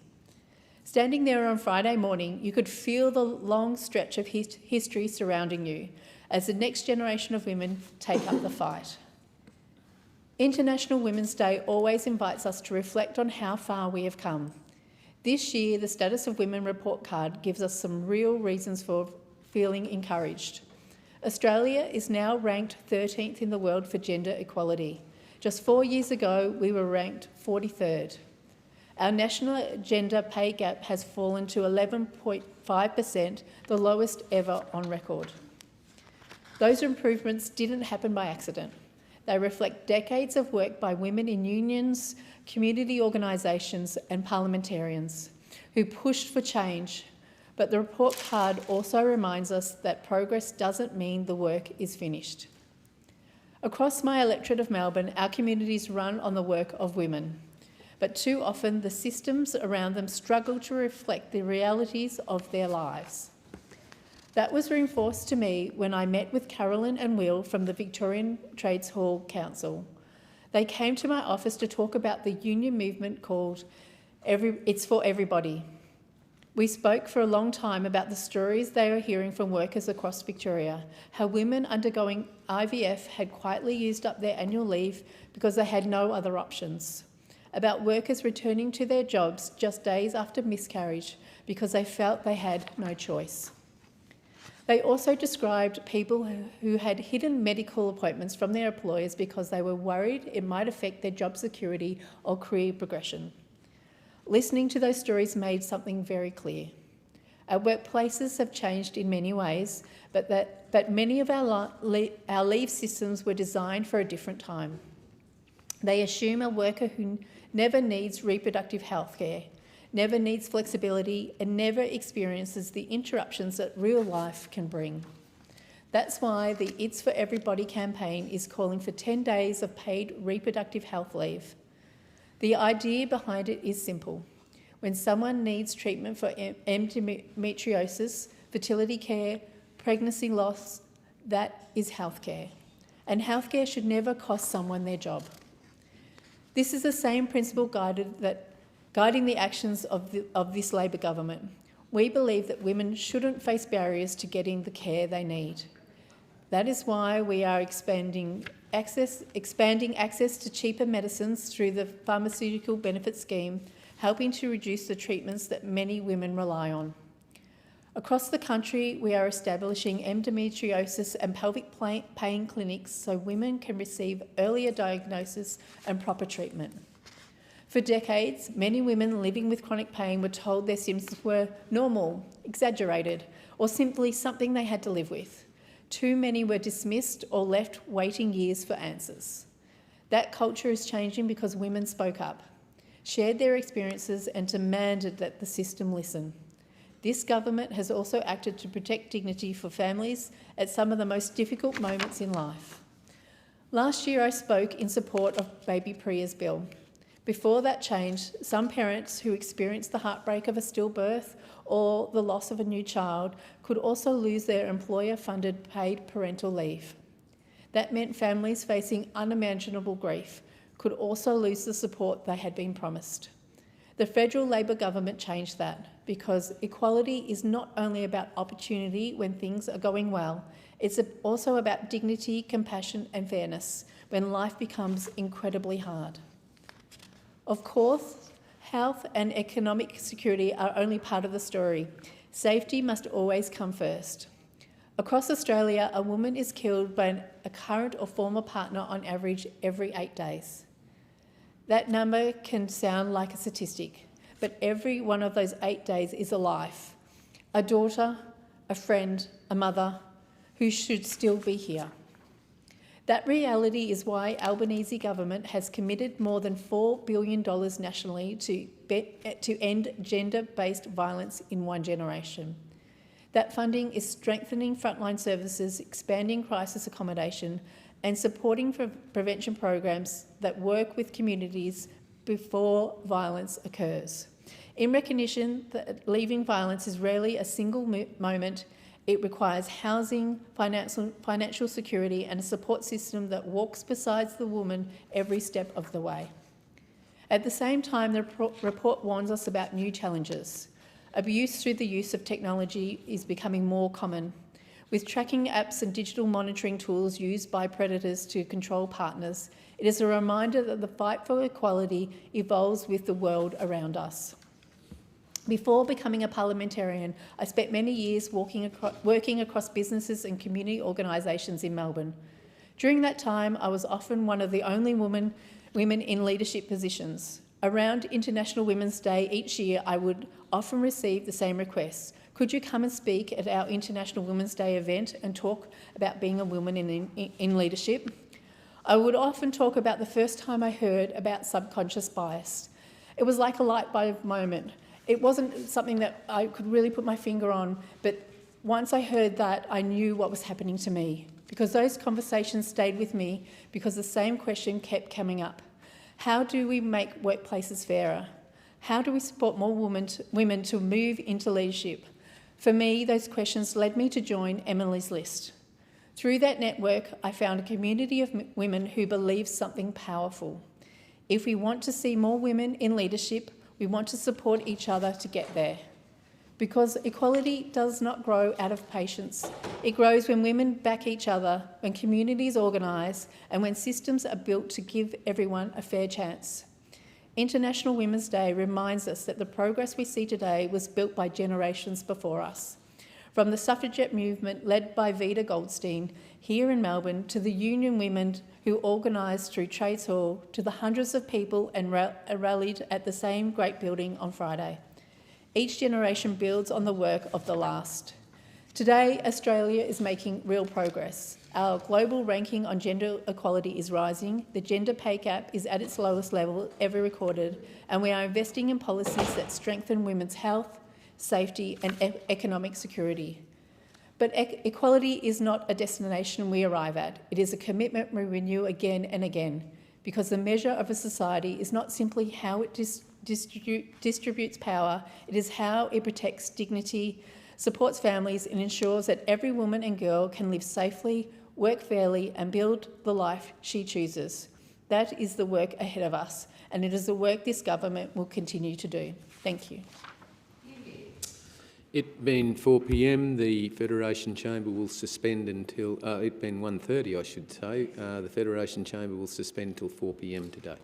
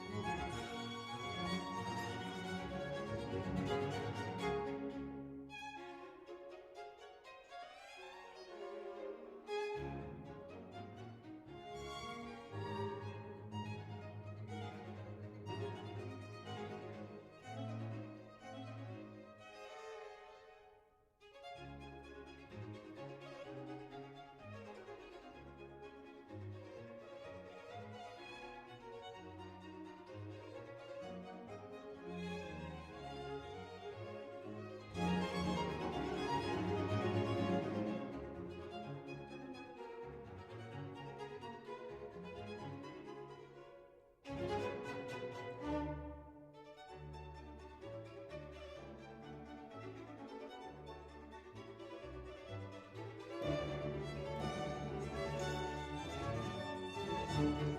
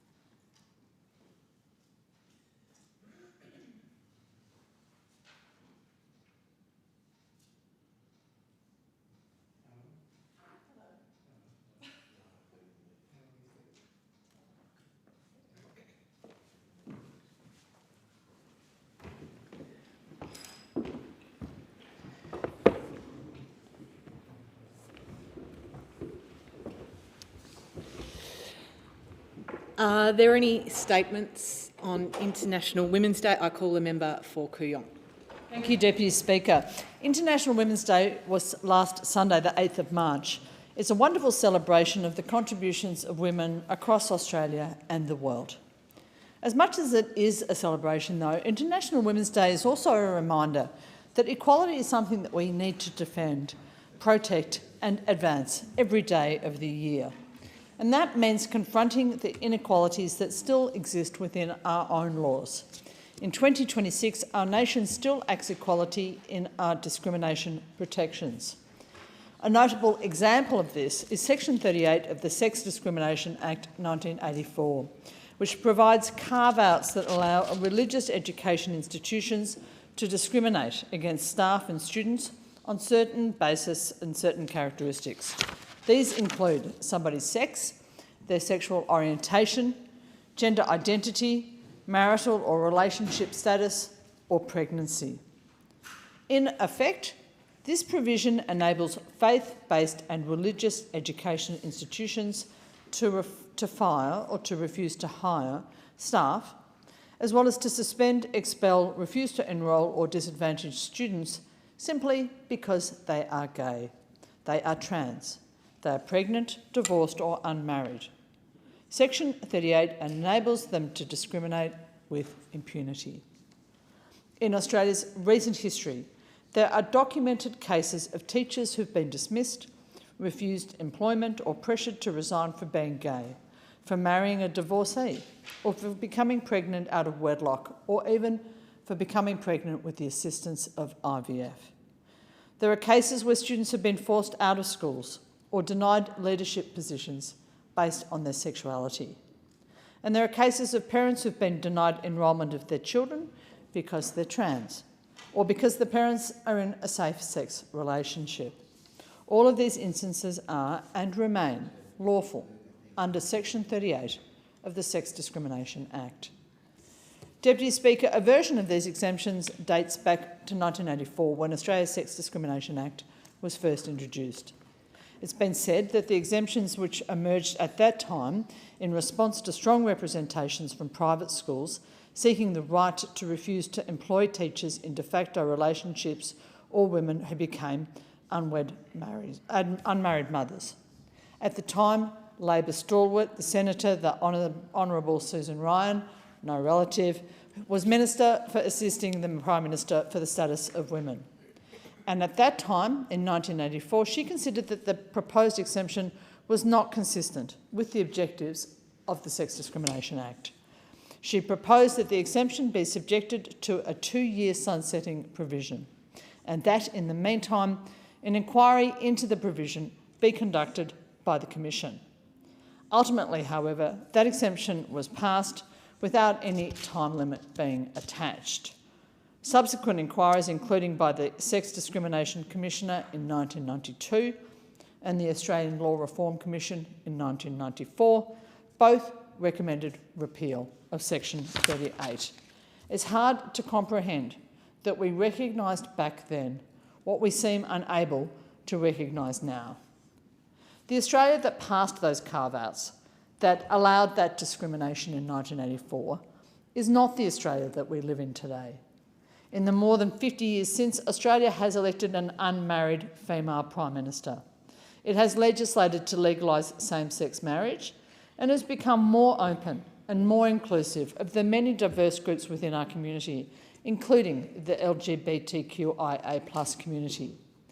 Plainly, Section 38 of the Sex Discrimination Act no longer represents Australian values and beliefs about equality. It is an anachronism. Today, religious schools, colleges and universities hold a really significant place in Australian public life. In 2022, about 1.4 million primary and secondary students attended faith-based schools in Australia. Approximately 30% of Australia's schools are faith-based, and I'm proud to say that I attended one and my children have attended one. In some remote areas, faith-based schools are the only educational institutions available to parents. Those institutions employ large numbers of people, In 2022, it was reported that non-government schools employed approximately 173,000 full-time equivalent teaching and non-teaching staff. Those numbers reflect the fact that faith-based schools are a substantial part of our education system. They affect millions of Australians, students, staff, parents, every day.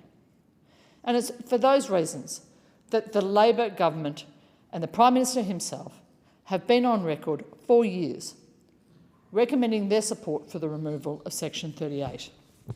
In 2022, Labor moved an amendment to that end. As opposition leader, the now Prime Minister took this policy to the 2022 election. He pledged then a commitment to reform anti-discrimination laws so that religious schools could no longer discriminate against their students and their staff.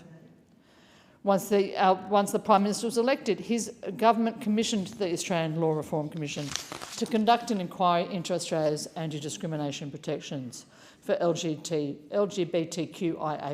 students and staff in faith-based schools. And in 2024, the Australian Law Reform Commission released its final report into religious education institutions and anti-discrimination laws. That law report again recommended that Section 38 should be repealed, and that instead institutions should only be allowed to preference staff in line with their beliefs, so long as it was proportionate and reasonably necessary to maintaining a community of faith, and so long as the expression of those preferences did not breach existing discrimination laws. But despite reportedly having a draft bill on hand to enact those changes, the Prime Minister has declined to make these simple changes unless there is bipartisan support, a situation which appears vanishingly unlikely. Deputy Speaker, I hope that with International Women's Day, a day to be celebrated, passing us for yet another year, we are reminded that equality and progress of women and of other vulnerable groups in our community can never be guaranteed or taken for granted. There is no clearer example of this than the current federal legislation, which still permits active discrimination against women and against LGBTQIA+ people. That's federal legislation that has been recommended for reform back in the 1990s. It is long past time the Section 38 be repealed, and I call on this government, with its supermajority, with its dominance in the House, and with its stated commitment to this policy, to action this repeal in this term of Parliament. Thank the member, and I call the member for Bonner. Thank you, Deputy Speaker, and what a pleasure it is to speak today on this significant matter. And it's also Queensland Women's Week this week, and I am delighted to talk about International Women's Day, where we do recognise the strength, resilience and achievements of women right across our country and, of course, the world. It is also an important moment to reflect on the barriers that women continue to face and the work still that lies ahead if we want to genuinely achieve equality. This year's theme is Balance the Scales, and it reminds us that progress towards equality requires collective effort. When governments, communities and individuals invest in women and girls, the benefits are felt right across families, workplaces and indeed the broader community. But International Women's Day is not just about celebration, it's also about honesty, and it's about acknowledging that despite the progress we have made, women in Australia continue to experience inequality, discrimination and violence simply because of their gender. Addressing these issues requires sustained commitment, thoughtful policy and leadership at every level. As a former domestic violence lawyer and CEO of Basic Rights Queensland, I have seen firsthand the impact that gender inequality and violence can have on women and their families. I've worked alongside women who have experienced profound hardship, but also have found incredible courage. I've also had the privilege of working with advocates, community organisations and frontline workers who dedicate their lives to ensuring women are safe, respected and supported.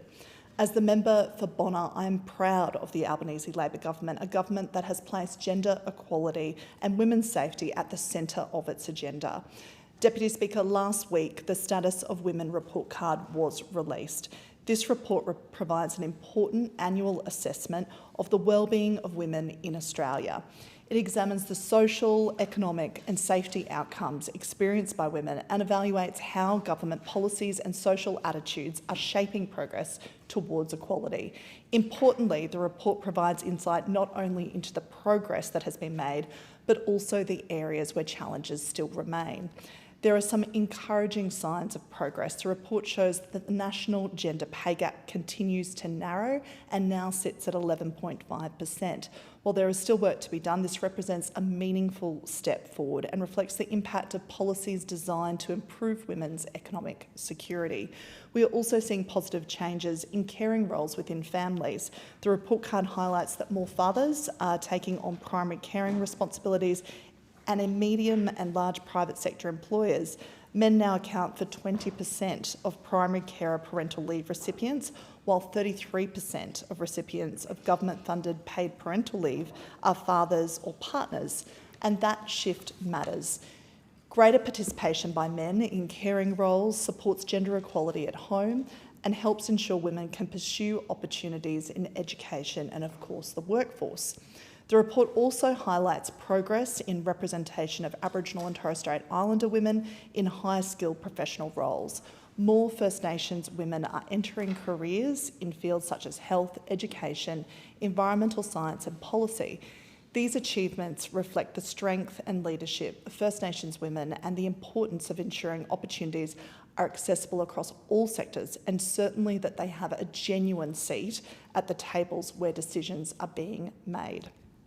Deputy Speaker, violence against women remains one of the most pressing issues facing our nation, and we know that more than one woman a week was murdered last year in our country. Those murders have continued this year. The report also has highlighted that nearly 1 in 4 women in Australia has experienced intimate partner violence since the age of 15. These figures remind us that gender-based violence remains a national emergency. The report card also reveals the disproportionate impact of violence on First Nations women. First Nations women are 32 times more likely to be hospitalised and are 11 times more likely to be murdered than non-Indigenous women. Women with a disability are also significantly more likely to experience violence from a current or former partner. Nearly 2 in 3 women with a disability will experience violence in their lifetime. These findings reinforce an important truth. Gender inequality intersects with other forms of inequality, and addressing violence requires targeted and sustained action. That is why the Albanese Labor government is delivering the $4 billion National Plan to End Violence Against Women and Children.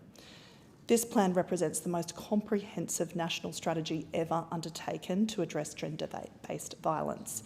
It includes significant investment in prevention, early intervention, crisis response and long-term recovery. It includes our commitment to 10 days of paid domestic and family violence leave, ensuring that victim survivors can take time away from work to seek safety and support. We've invested $1 billion in funding for crisis and transitional housing, recognising that safe and accessible accommodation is critical to those leaving violent relationships. We need to stop asking the question, why doesn't she leave, and start asking, but where would she go? Deputy Speaker, that is also why the Leaving Violence program has been made permanent, with $5,000 in financial support available for women escaping violence. The government has also taken action to ensure that government debts cannot be used as a further tool of financial abuse, recognising the complex way in which perpetrators exert control. Importantly, the Status of Women report card highlights that violence is evolving. Technology is increasingly being used to monitor, harass and control women. Our government has taken steps to criminalise deepfake pornography and image-based abuse with penalties of up to 6 years in prison, and also regulating online platforms through the eSafety Commissioner. Deputy Speaker, women's health is another area where targeted action is critical. For too long, women's health had been under-researched, underfunded and under-recognised. The Albanese Labor government's women's health package is seeking to remedy that, an almost $800 million investment designed to address these gaps. This investment will help ensure that women and girls can access the healthcare they need throughout their lives. This includes improving access to contraception, reproductive healthcare, menopause support and specialist services. The Status of Women report card highlights the importance of ensuring women can access healthcare that reflects their specific needs. Access to appropriate healthcare is not simply a medical issue. It is a matter of equity, dignity and also economic participation.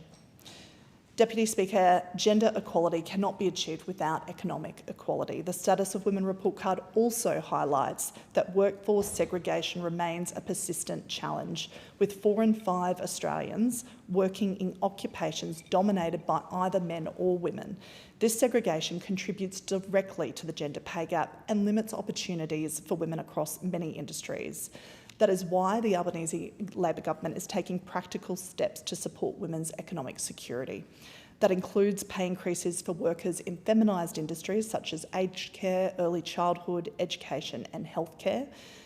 These are essential professions that have historically been undervalued despite the critical role they play in our society. Through free TAFE, more women are also entering industries traditionally dominated by men. Women commencing trade apprenticeships have increased by more than 30%, and almost 60% of free TAFE students are women. These programs are helping to expand career pathways and break down barriers. In my electorate of Bonna, I've met many women who are forging new paths in emerging industries. One example is Zara, an apprentice at the Tesla workshop in Mount Gravatt, who is supported through the government's new energy apprenticeship scheme. As one of only a small number of female apprentices nationally within the organisation, she is helping demonstrate that careers in advanced manufacturing and clean energy are open to women. Her story reflects the broader change that is occurring across the country. Our government has also expanded and extended paid parental leave to 26 weeks and ensured that superannuation is paid on that leave, recognising that caring responsibilities should not come at the expense of women's long-term financial security. The Status of Women report card shows that meaningful change is possible when governments, communities and individuals work together, but it reminds us that equality is not inevitable. The persistence of gender-based violence, the ongoing gender pay gap, the barriers women face in workplaces and communities show there is still much work to be done. International Women's Day reminds us that the pursuit of equality is not only about improving outcomes for women and girls, it's about building a fairer, stronger and more inclusive Australia for everyone. As the member for Bonna, I am committed to continuing this fight. Thank the member for Bonna, and I call the member for Spence. Thank you, Acting Deputy Speaker. International Women's Day gives us an important opportunity each year to pause and recognise the women who shape our communities in quiet, determined and often extraordinary ways.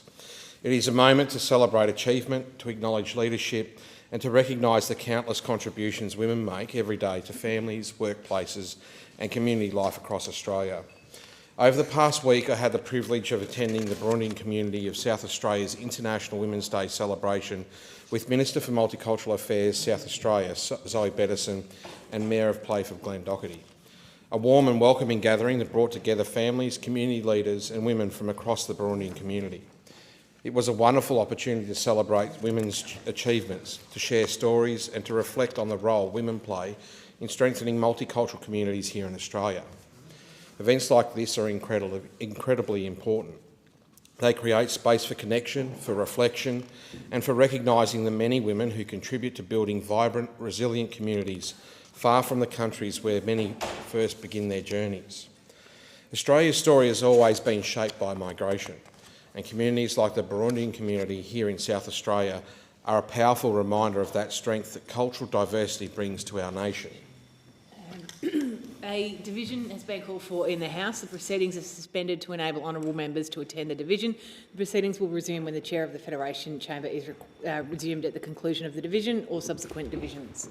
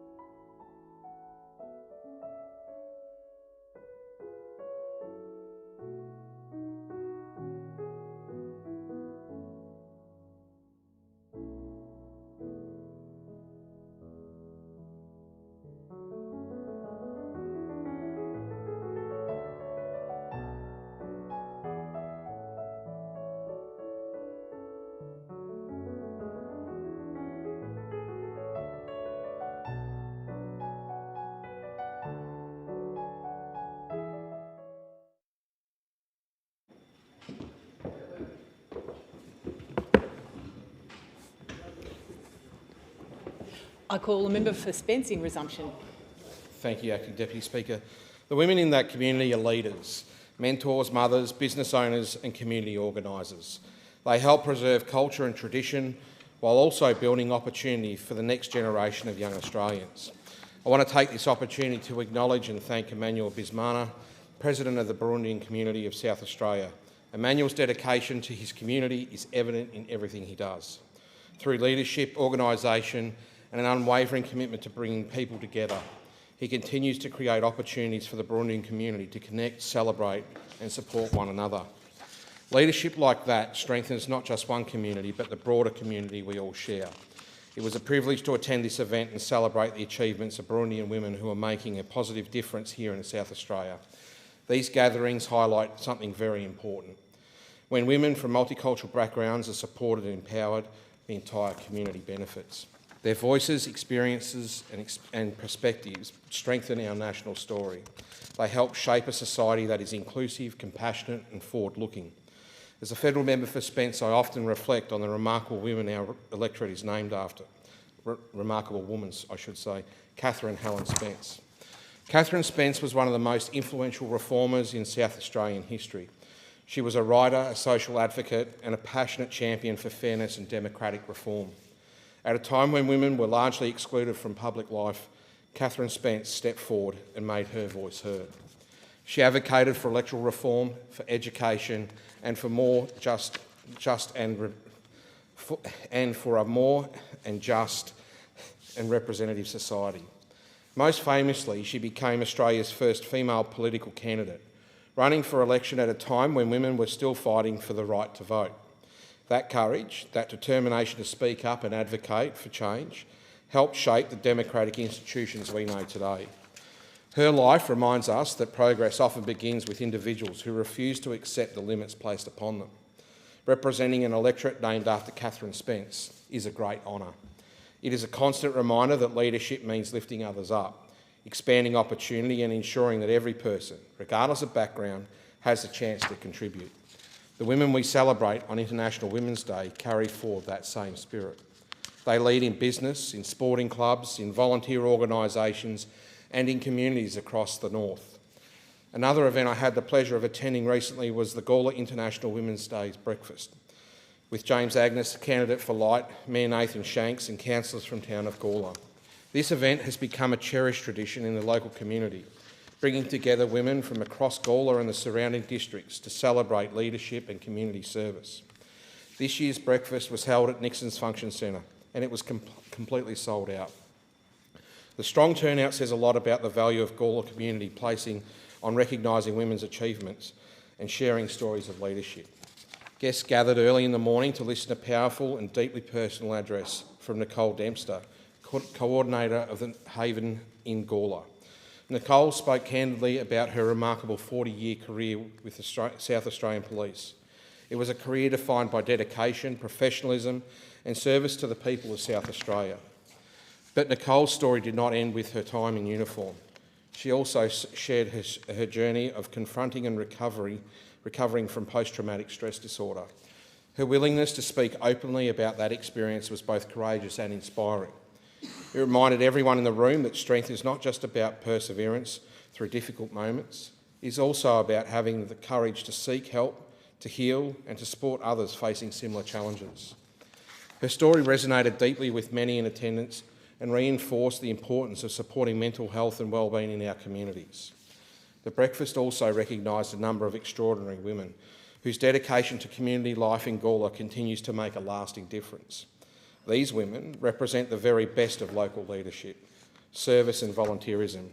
Shirley Banson was recognised for her services to the Gawler Bowling Club.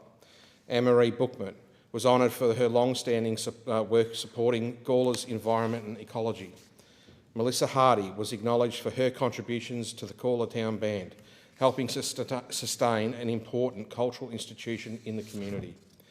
Councillor Helen Hennessy was recognised for her dedication to promoting and preserving the history of the town of Gawler.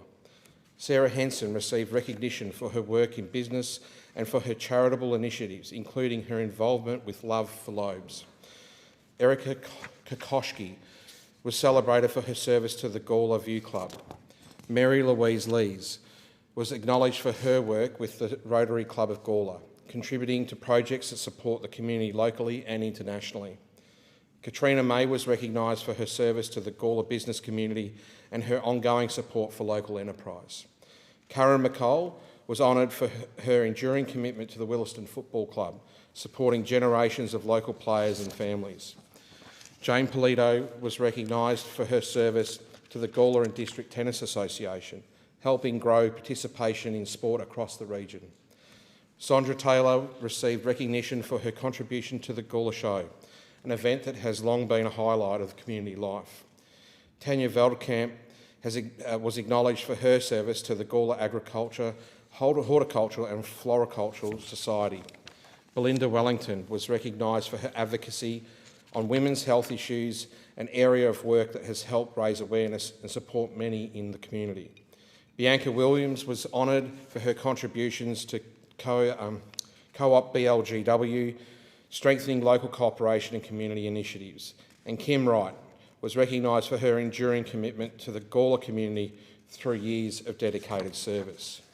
Each of these women has made a lasting contribution to our community, often through volunteer work, through leadership, and through countless hours spent supporting others. Their efforts remind us that community strength is built not just through large national decisions, but through local action. Through people who step forward to help organise events, run clubs, mentor young people, advocate for causes and create opportunities for others. That spirit of service is something we see across the north every single day. From multicultural community organisations to sporting clubs, to volunteer groups and charities, women are often at the centre of these efforts. They organise, they lead, they support, and they inspire.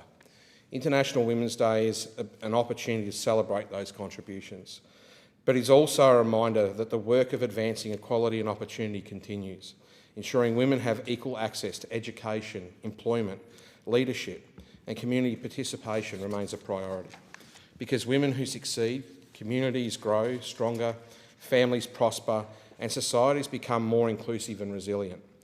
These events I attended across the north this International Women's Day, from the Burundian community celebration to the Gawler breakfast, demonstrate the incredible contributions women make every day. They also remind us of something Catherine Spence understood more than a century ago. Progress happens when people step forward to lift others up. It happens when communities support one another, and it happens when we recognise the value of every voice. To the women we have celebrated today, thank you for everything you do. Thank you for your leadership, your service, and your commitment to strengthening our communities, and to all women across Australia and Adelaide's northern suburbs. Happy International Women's Day. Thank the member, and I call the member for Brisbane. Thank you, Deputy Speaker. So this Sunday just gone, as we just heard, it was International Women's Day, and the theme for that day was balancing the scales. But it's a day when we reflect and honour the women and girls from all walks of life. Young women, courageous women, inspiring women, pioneering women, girls growing up to be women, brave women, women who take on other people's burdens, radiant women, tenacious women, and all the women in between. Women matter and their voices matter. Deputy Speaker, for this International Women's Day, I joined the member for Griffith and the member for Moreton in the Sea of Pink at the Marta Fun Run in Brisbane. Marta Chicks in Pink exists so no woman has to face breast cancer alone. Now, this year they raised more than $2 million in donations and had over 25,000 participants. The streets were alive with bright pink shirts, and it was truly a remarkable sight. In the afternoon, I returned back to my high school, Mount St Michael's, to deliver a keynote speech to the mothers and daughters at their high tea.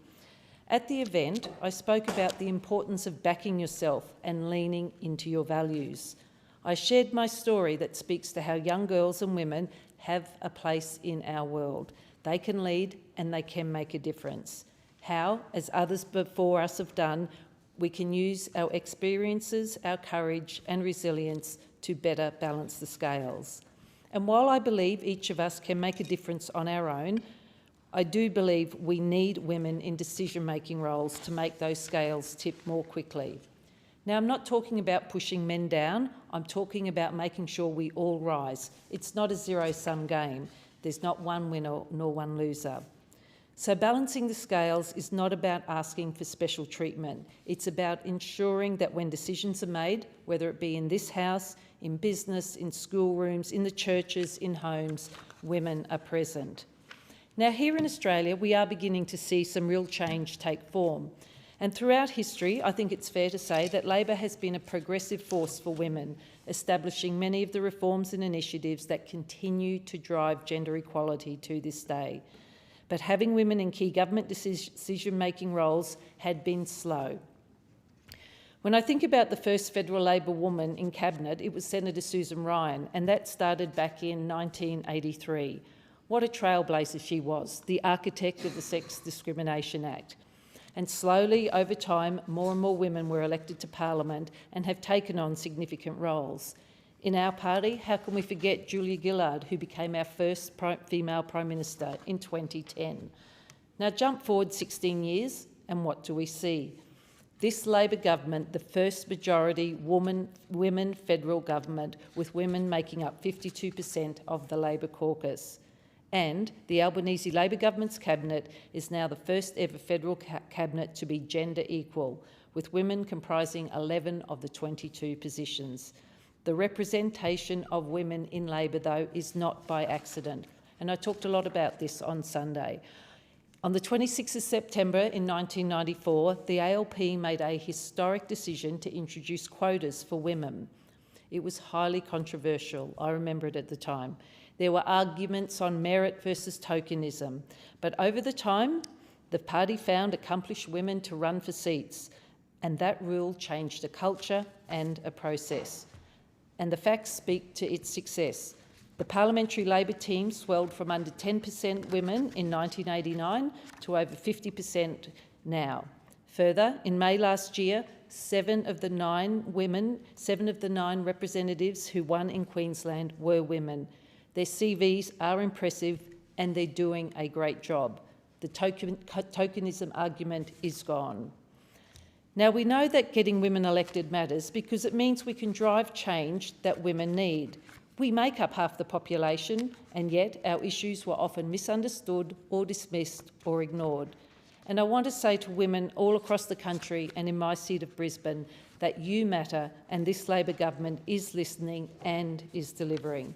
Let's start with health. For far too long, women's health has been overlooked, underfunded and misunderstood, even though it's central to women's equality. And last year, our government announced a landmark women's health package, investing almost $800 million in women's health. The investment improves access to long-term contraceptives, provides better support to women experiencing chronic pelvic pain, and supports those with menopause conditions. This includes 11 additional endometriosis clinics and expanding all 33 clinics to provide specialised menopause care. Since this historic health package was announcement, there's been more than 660,000 women have accessed more than 2 million cheaper scripts. Before the listing of Yaz, Yasmin and Slinda, women were paying around $380 a year for their contraception, and now they're paying only $25 a script. And before the listings of Estradiol, women could have paid up to $670 a year. And now they're only paying $25 a script or $770 if they're on concession. And since this package was announced, more than 71,000 women have now received Medicare-funded menopause health assessments. Since the 1st of November last year, women in Brisbane have also had access to affordable IUDs and birth control implants, as have women around the country. Now, women ask the government to take their health seriously, and this Labor government is delivering. Let's look at the workplace. The Albanese government centred gender equality as a key economic issue at the Jobs and Skills Summit. Expanded paid parental leave, increased funding for childcare. They made gender equality an object of the Fair Work Act, introduced paid family and domestic violence leave, funded and legislated the implementation of all 55 recommendations of the Respect at Work report. They finalised the National Plan to End Violence Against Women and finalised Our Ways, Strong Ways, Our Voices, a national Aboriginal and Torres Strait Islander plan to end family, domestic and sexual violence. The government also established a Women's Economic Equality Task Force and begins work on a national strategy to achieve gender equality. And in 2022, Labor introduced legislation for forcing companies to publish the gender pay gap, especially for those with over 100 employees. So there's a lot going on. And then on the 7th of March in 2024, the Australian Government's Working for Women, a strategy for gender equality, was launched by the Minister for Women, the Honourable Katie Gallagher, outlining the government's vision for gender equality. And alongside that announcement, the Albanese Labor government announced superannuation will now be paid on parental leave. The government has taken very strong steps to support working women also with the 3-day childcare guarantee. Let's talk housing briefly. It was this government that passed the legislation to establish the Housing Australia Future Fund. More women are buying their home with the 5% deposits. We're investing in crisis accommodation. In response to unacceptable rates of violence against women that continue across Australia, the Albanese government also takes a national leadership role and convenes national cabinet meetings on gender-based violence. The Commonwealth, states and territories agree to increased action to address this violence, and the Commonwealth makes a range of investments. A couple that I'll mention, $1 billion in the new Leaving Violence program and $4.4 billion which followed in September, which includes funding to support legal assistance. Deputy Speaker, the majority women Albanese government continues to invest in women, putting women and gender equality at the centre of Australia's economic plan and making women's lives safer, fairer and more equal. When women and girls stand equal, families are stronger, workplaces are fairer, communities thrive and society becomes safer and better for everyone.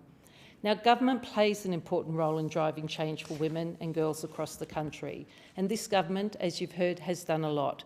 But we do have more to do, and I'm really proud to be a member of this Labor government that backs women and delivers for them.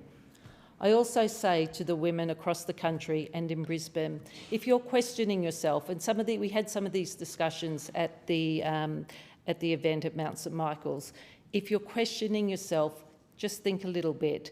Maybe channel a bit of Michelle Obama. Am I good enough? Yes, I am. Or maybe hear the words of our first Australian astronaut. Every day you need to believe it's going to happen. Happy International Women's Day. Thank the member for Brisbane. And I call the member for for Ford. Thank you. Member do now adjourn. The question is that the motion be agreed to. Oh, sorry. The member for Durack. I second the motion. Thank you, member for Durack. The question is that the motion be agreed to. All those of that opinion say aye. No.